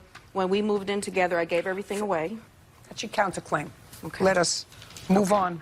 I'm dealing so with this now. After he had gotten the jewelry and I had moved out, it had been, I don't know, 3 to 6 months that I had moved away, gone, no communication. The plaintiff continued to call me and text me and wanted to go out on a date or dinner. He wanted to make up for the things that happened because I had been forced out of the home the night before I had to move by police escort. His son came over, said I had a knife, and his daughter came in waving elder abuse paperwork. So? How did you get the ring back? We went out to dinner. He gave me a check for $50 as a gift, and then he presented the ring to me as a gift to make up for everything that I had gone through. Well, not to make up for. I let my family get involved. I'm sorry I didn't help you move and get reestablished. And here is a check, and then this is a ring, and you know, I wanted you to have this. And what did you do with it? I took it, and I kept it, and I said thank you. I'm not being convinced that he doesn't get the ring back. Well, I did not agree to marry him before we went out on a date. He was, All right, well, now you're I out did at tell dinner. him that Now you're out at dinner. Yes. Now, after that dinner, did you see Mr. Hawthorne again? We may have gone out a couple of times. After that? No. No. After? Could you stand up on your own? Yes. Is there something wrong with you? After you got the ring back at dinner, did you go out with him again? I'm trying to recall. This is a year ago, over Did you a go year. out with her again? Judge, Your Honor, we went out many times. Not many times. Many 2 or 3 times. Okay. And did something happen after this reconciliation of sorts, after that broke you up finally? We weren't really dating when he gave me that ring back. That's not what I asked you. What I said, was there another incident that happened after the dinner, after you saw him, you say a couple, he says many, was there another incident that happened between the two of you? No, not to my recollection. Was there another incident? No, she blocked me. That's not true. I could not call her unless she wanted to talk to me, whenever she wanted to talk. Other than that, I was blocked. Okay, and what month was that? June through, I would say, Thanksgiving and right before Christmas, we communicated. Of 2015? 2015, yes, ma'am. Well, now it's well into 2016. Right. When did you file this case against her for the return of the rings? I filed that in September. What took you so long? Well, I tried to give her time. I told her that I could wait a little while if she wanted to wait. And she said, yes, I would like to wait a little while before we do. So, before you do what? Before we get back together and marry. I wanted her to have that ring in marriage. She knows that. Well, it's a wedding band and an engagement ring. Right. I told her she could have that smaller ring, that engagement ring. Never the wedding ring. So you told her... She came to my house. Just a second. So you told her that she could have this ring, but not the wedding band. No. Just the opposite. That's the wedding ring in your right hand. Well, that's the most important. Listen, this is the more expensive one. Right. That's not the one I told her she could have. You told her she could have this one? Yes, ma'am. She came to my house and got it. That is not true. When? She came to my house one night to get a registration that I had that belonged to her car. And I told her, you take this. I want you to have it. Just a second. So is what you're telling me that you didn't give her the rings over dinner? The smaller rings, Your Honor, I gave to her at my house in the driveway. Over dinner? The larger ring, we were out to a place in St. Louis, and we talked, and I told her again that I wanted her to have the ring. I asked her, was she ready to marry yet? And she says, I want to move on to better things. If you're ready to change the way you're living, and we can go ahead on and get married. And I let her have the ring. No, I don't believe you, Mr. Hawthorne. Well, I think you gave her the rings without a promise The first time, I think that you asked her to marry you. The second time, I think, you gave her the rings. No, and there ma'am. was no contemplation of marriage at No, that ma'am. point. May I speak? Well, just a second. Okay. Does it sound as if you're losing? Why would you want to speak if it doesn't sound no, as if Judge you're losing? Scheindlin. No, Judge Scheindlin. So, a wedding ring is given in contemplation of marriage. That's the way it was given to her the first time. Yes. And you would have gotten the ring back. The second time, after you broke up and after she was out of the house for 6 months, and after you had a dinner, and you changed the story a couple of times, you gave her the little one but not the big one. Well, why would you give her the wedding band instead of letting her keep the engagement ring? You weren't married to each other. You just wanted to give her a token. Do you remember giving her a Mr. Hawthorne? Just a gift. We went to dinner in Fairview Heights, and I gave that to her and a box of candy. Okay. How much did you pay for this? $43.77. And who did you buy it from? Macy's. Okay, now I'm going to get to your counterclaim. This is what, if I understand your counterclaim. When you moved in with Mr. Hawthorne, you had a house full of furniture, and he said, move in with me, get rid of your furniture. Correct. In what year? Late 2011. So, according to you, what he said was, I'll give you money to get some new furniture. Not when you first moved out, but later on. He said, here's $50, and I'll give you another $1,750 so you can buy new furniture. Forget it. Not interested. But the rings are yours. You don't like them? Sell them. That'll take care of your furniture. Do we understand each other? Yes. Perfect. Give her back the rings. Sure. Very good. This case is over. Parties are excused. You may step out. Thank you. A lot of things took place. A lot of lies were told. It was all his doing. Once he gave the ring back to me as a gift, You don't go buy a ring with a retail value of $8,000 and give it to somebody. I guess things didn't go the way he wanted them to go, and he just wanted to harass me. But I'm going to move on. I love Judge Judy, and I'm very grateful for the outcome. Love and money don't mix. And now, the next case.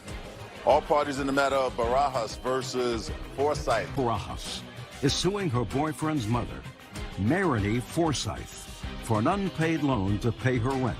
Ms. Barajas, what school do you go to? I'm currently not enrolled. What school were you going to? The Arts Institute. What is that? It's a school for arts, like I was doing film production. From when to when? June 2015 to about July. Only like for a month. A month, yeah. Did you apply for government loans and things for school? No, I'm Native American, so I'm exempt from a lot of that. Where did you get the money from to loan the defendant money for rent? From the tribe. I don't understand that. Explain that to me. So I have residual checks that come in once or twice every 4 months. For how much? $2,800. That you get every month as part of what? Just for being a part of the tribe. So how much do you get annually? I don't know. What do you mean you don't know? I don't know. It started when I was 18. I just turned 18 in March. When did you get your last check? June. For $2,800? No. How much? $50,000. $50,000. That one is only to be touched when you're 18. Did you blow it already? You went through the whole $50,000?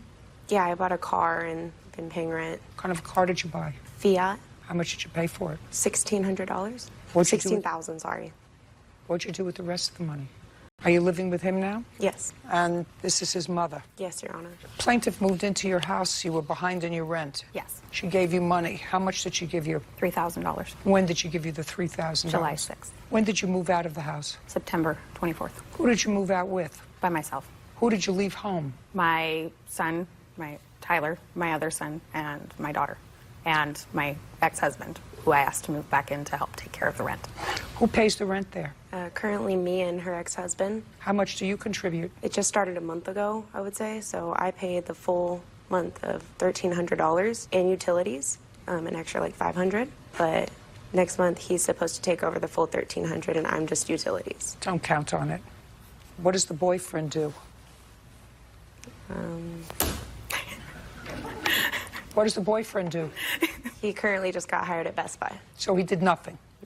Nice. So far, you're not making great choices.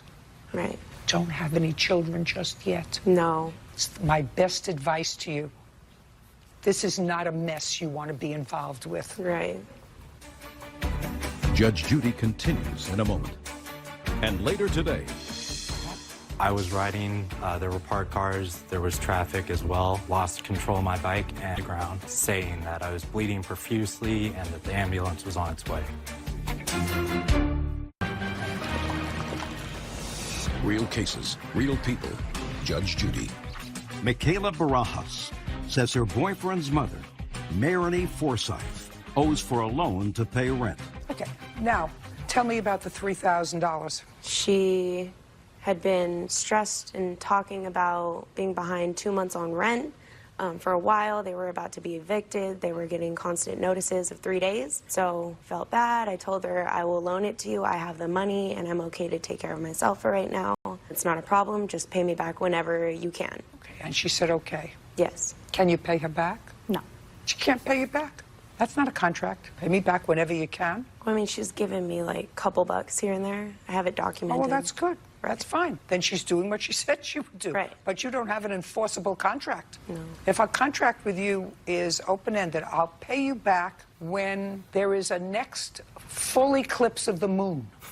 And there is never a full eclipse of the moon again. That means you never get paid. Right. You left it up to her in your open-ended contract by saying, I have the money right now. Pay me back when you're able. Right. That's not a contract. I would be wrong to take advantage of somebody like you who is inexperienced with finances, who is 18 years old and inexperienced and gets this whole lump sum of money and didn't blow the whole thing on a car. Right. But now you bought yourself a whole bunch of aberration. You have her ex-husband, the boyfriend who doesn't work, her other 2 children. Do they work? No.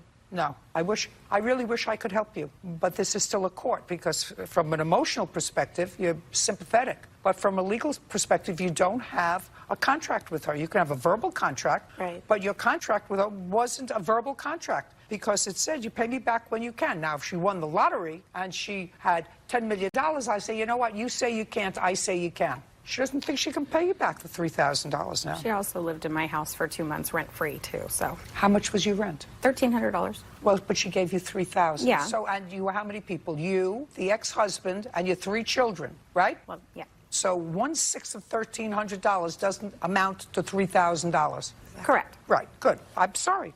I wish I could help her because I think that you're not a nice lady. This case is dismissed. We're done. Parties are excused. You may step out. I loaned her the money. She said she was going to pay me back, and she didn't. She stayed in my house for 2 months and didn't pay any rents. And I believe I paid out my rent, and it went out of control. She threw me out in the middle of the night. And we took over her bedroom because we were paying for it. And I end up looking like the bad guy because she offered to help me. We deserved it. And now, the next case. All parties in the matter, Turner versus Smith. Step forward. Renee Turner is suing bicyclist Brandon Smith for crashing into her parked car. Ms. Turner, it is your claim that the defendant damaged your car with his bicycle. Yes. That he was riding, and you didn't see the incident. Correct. Your car was parked at the time, and I assume you have a police report. I do. Okay. Judge Judy continues in a moment. Was yours the only vehicle that was hit? To my knowledge, yes, but in the accident report, supposedly there was another vehicle in front of mine, and that was what he had run into. It says here you had been drinking alcohol prior to riding your bike. Is that correct, sir? Real cases, real people. Judge Judy. Renee Turner says she was at work when bicyclist Brandon Smith crashed into her parked car.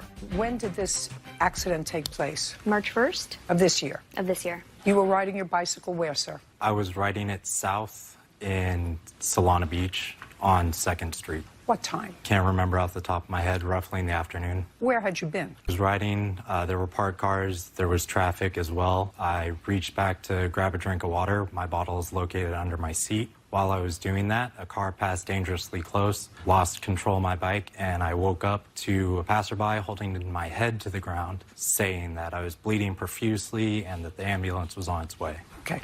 Now I'd like to see the police report. Absolutely. Good.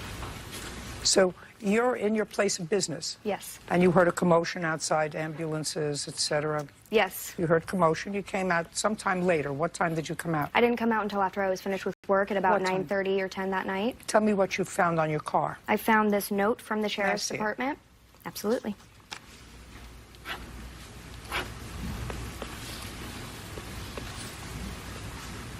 Okay, so the police officer gave you an event number. It indicates your vehicle was hit by a bicyclist. There was an accident report taken. They gave you a case number, North Coastal Station, which is the police station, the badge number of the police officer, and as a result of this, you took a look at the car. Right. Could I see photographs of the car? Yes, you may.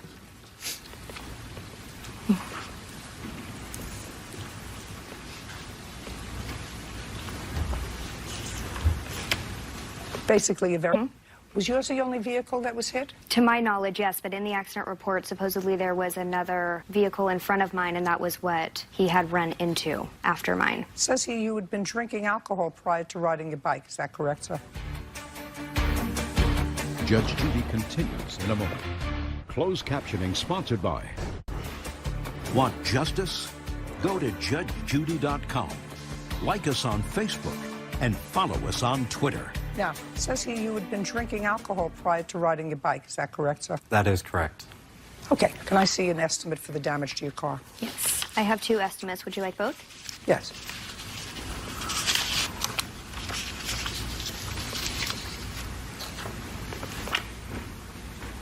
Judging for the plaintiff in the amount of $3,200. We're done. Thank you very much. Thank you. Why does that excuse when they step out? Judge Judy continues in a moment. And on the next Judge Judy. She came to me, told me I had directly done damage to her car. Oh, he said he was totally compliant. I apologized and wanted to see what was going on. He wanted to fix the situation until I sent the assessment of how much it was going to be to fix it. And then I got an estimate for $3,000, and something was fishy, so I stopped responding to her. Then she would actually go with her insurance. I'm just glad that I'm finally going to be getting my car fixed. As she should have, but that didn't exactly pay off. Don't park your car on the street.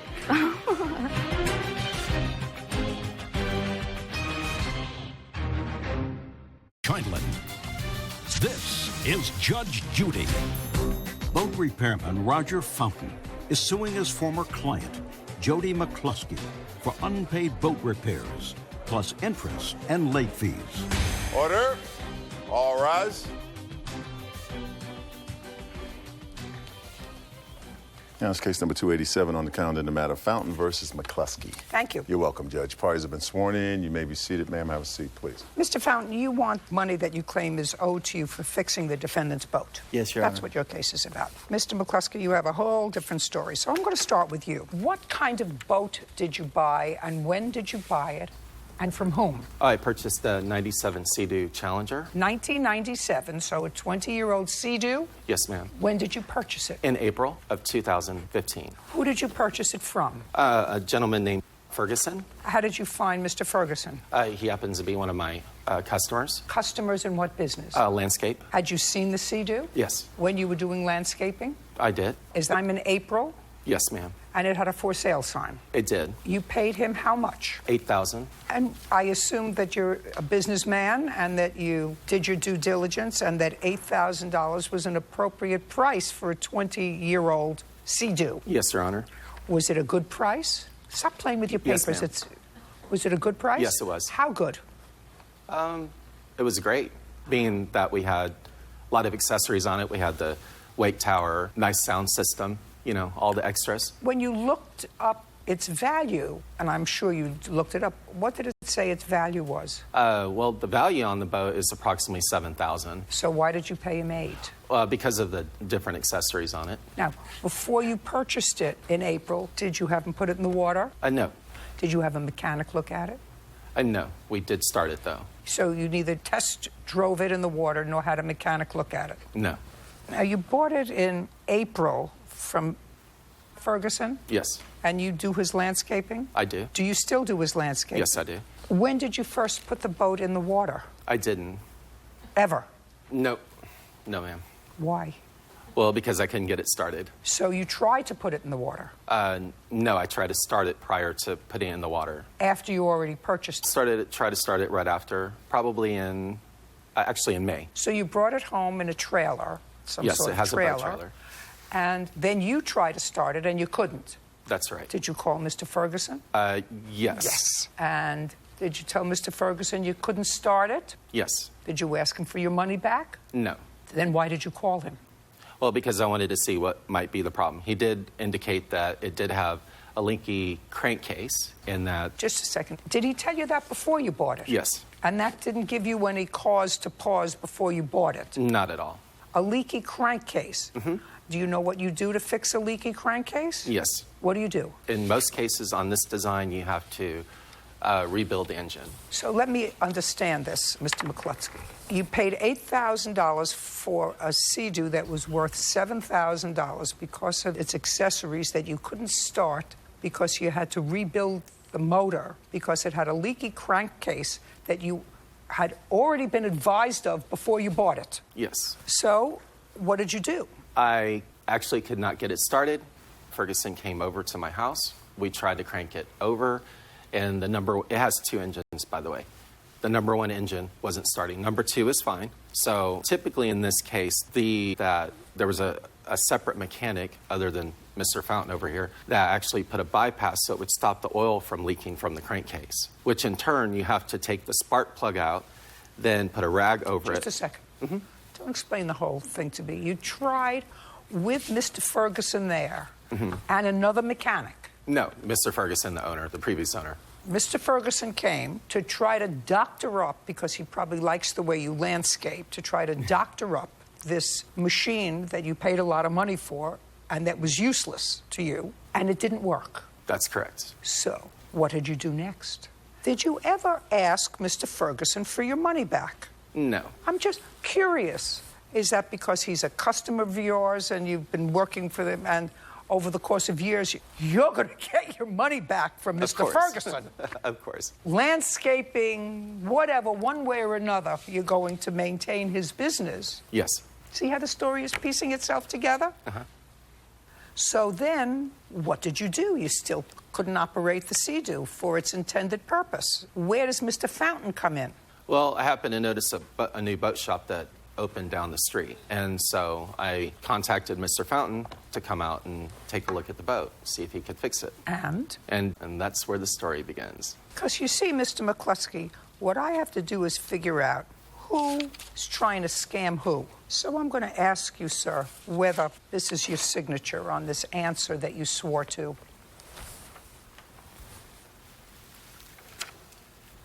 Yes.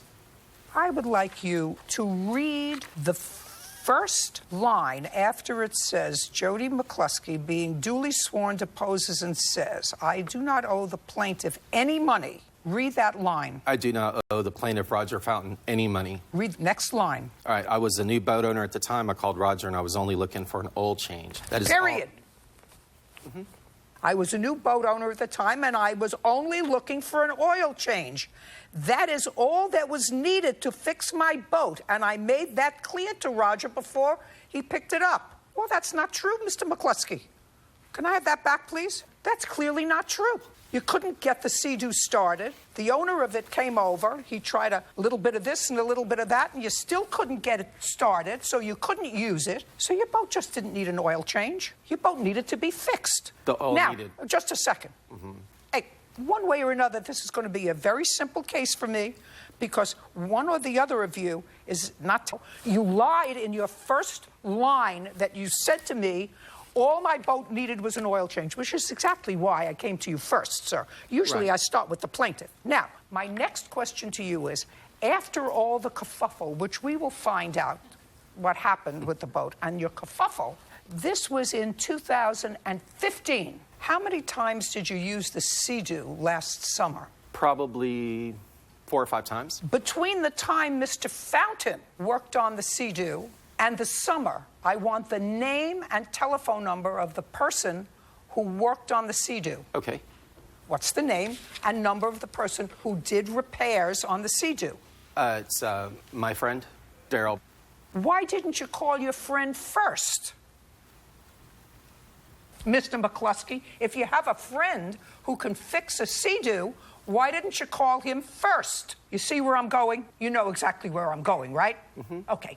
Mr. Fountain fixed your boat. No, he didn't. And you didn't pay. Oh, really? No, he didn't. Show me a bill from somebody else who fixed a paid bill from you. Mr. McCluskey, a paid bill from you that's in your stack of somebody between the time Mr. Fountain worked on your boat and you can't. No. You need some more time? No. You need some more time? Okay, because you don't have it. Right. Judge Judy continues in a moment. One way or another, the police became involved because you said, I'm not giving him his boat until he pays me. And he said, I'm not paying you. All I authorized was an oil change. Baloney.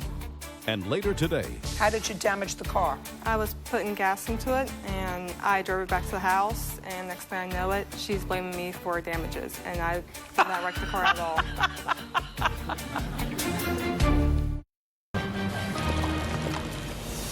real cases, real people. Judge Judy. Boat repairman Roger Fountain says former client Jody McCluskey owes for boat repairs. Jody is countersuing for tow charges and the cost of a boat cover. Okay, so you owe Mr. Fountain the money that he says you owe him for fixing your boat, which is not a lot of money, actually. No. Which is not a lot, $800? Yes, right? I yes, mean, it's a Your lot of money, but it's 1/10 of the value that you paid for the boat, and you couldn't use it. And you were going to make up your money from the guy who sold you this boat that didn't start by jacking up his price, because he pays me more than $8,000 a year to do his landscaping, so I'm not going to cut off my nose and lose a customer. How much was the bill to fix his boat? Your Honor, it was $879.40. Now, what I gather happened, Mr. Fountain, is you made arrangements for him to come and pick up the boat. The boat was fixed. Yes, Your Honor. Came to pick it up, and there was a kerfuffle because as he was following you, according to him, the boat cover was flapping, and he was following you, and he pulled you over. He said, my boat cover is ripped. One way or another, the police became involved because you said, I'm not giving him his boat until he pays me. Correct. And he said, I'm not paying you. I'm not paying you. I didn't authorize this. All I authorized was an oil change. Baloney. No, ma'am. Oh, it's absolute baloney. You bought a non-functioning Sea-Doo to him. I knew exactly what was wrong. Because somebody... I knew exactly what was wrong with the boat. Because somebody snookered you, and then you tell me that you have a friend who fixed it, but no bill from your friend who fixed it. Mm-hmm. Yeah. You owe him $879.40, and your counterclaim's dismissed. We're done. Oh, he's like, excuse me, step out. He is a con artist. Jody McCluskey tried ripping me off, and he got what he deserved. We even have paperwork showing that the man has had your homework. Make sure it's a reputable company. I don't let people take advantage of me, and, you know, the customer is not always right. And now, the next case. All parties in the matter of McDonald versus McDonald. Step forward. 25-year-old Chelsea McDonald is suing her sister, 22-year-old Jordan McDonald, for an unpaid loan. Miss McDonald, this is your sister, and it is your claim she owes you some money.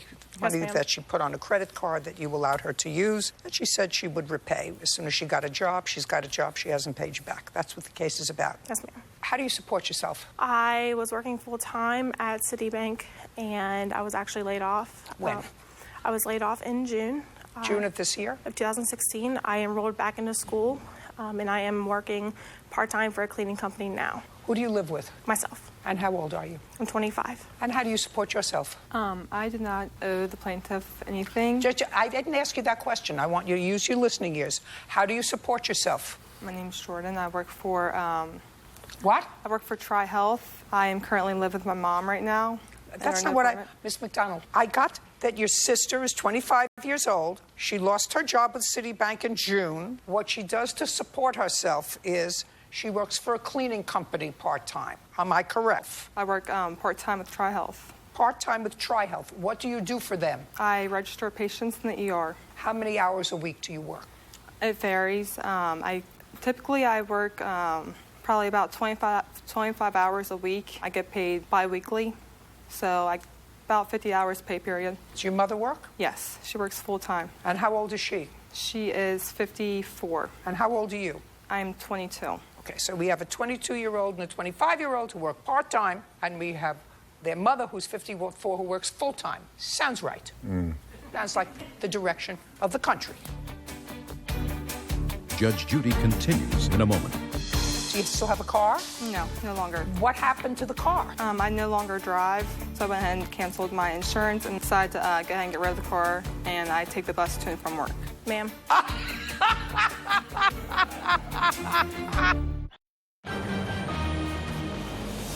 Real cases, real people. Judge Judy.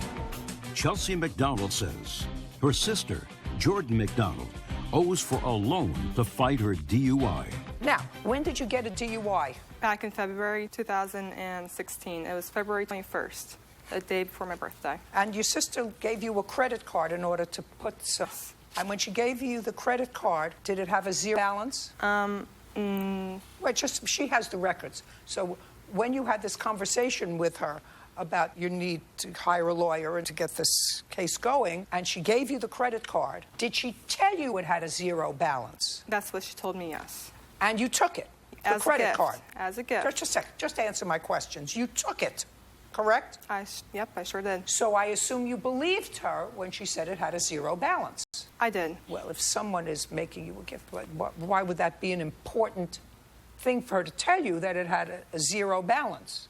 If she was making you a gift of this credit card, what difference does it make if it had a zero balance or if she already had $10,000 on it? Can you think of a reason she might say, no, it has a zero balance, so whatever you put on the card is going to be your responsibility when you get a job? Well, as my sister, I assumed I could trust her. You assume you could trust her? I assumed That's what she assumed. She assumed she could trust you. And at the time, your sister and your mother were living with you. Yes. Then you had an argument. And the argument was about a car that your sister had borrowed that belonged to you? Yes. That she damaged? Correct. When was that? This was late July of 2016. How did you damage the car? I was back to the house, and next thing I know it, she's blaming me for damages, and I did not wreck the car at all. You were putting gas in it for whom? Because I borrowed the car from her. Where did you take it? I believe I went to Kroger's to cash my check. And? Stopped at the gas station to put gas back into the car, and I went straight home. What happened with the car? She wouldn't know the truth if it came up and slapped her in the face. I let her borrow the car to make some errands. She went to the gas station up the street from her house to put gas in for what she used. She was watching my backup camera that I have on my dashboard, and she wasn't watching the front end of the car, and she hit either a rail or a pole by the gas station that protects the gas pumps. And there was a scratch on the car or something? It was dented, the whole side of it, the fender. Now, when she came home from putting gas in the car, what did she say to you? She didn't say anything. At first, she walked in with a paint kit that she purchased from Walmart to try to patch up. Oh, so she went to try to fix the car? Yes. And try to match the paint? Correct. At Walmart? Yes. You remember that? I did not. Too much booze. A little bit too much. When she walked in, I asked her what this was. I texted her first and said, "Where are you? You've been gone for a while." She says, "I have a surprise for you." Right, whatever. Yes. Okay, and that's why we... how much did she use on your credit card? She used a total of $2,105.49 is what I'm currently suing her. May I see it, please? Everything has been highlighted.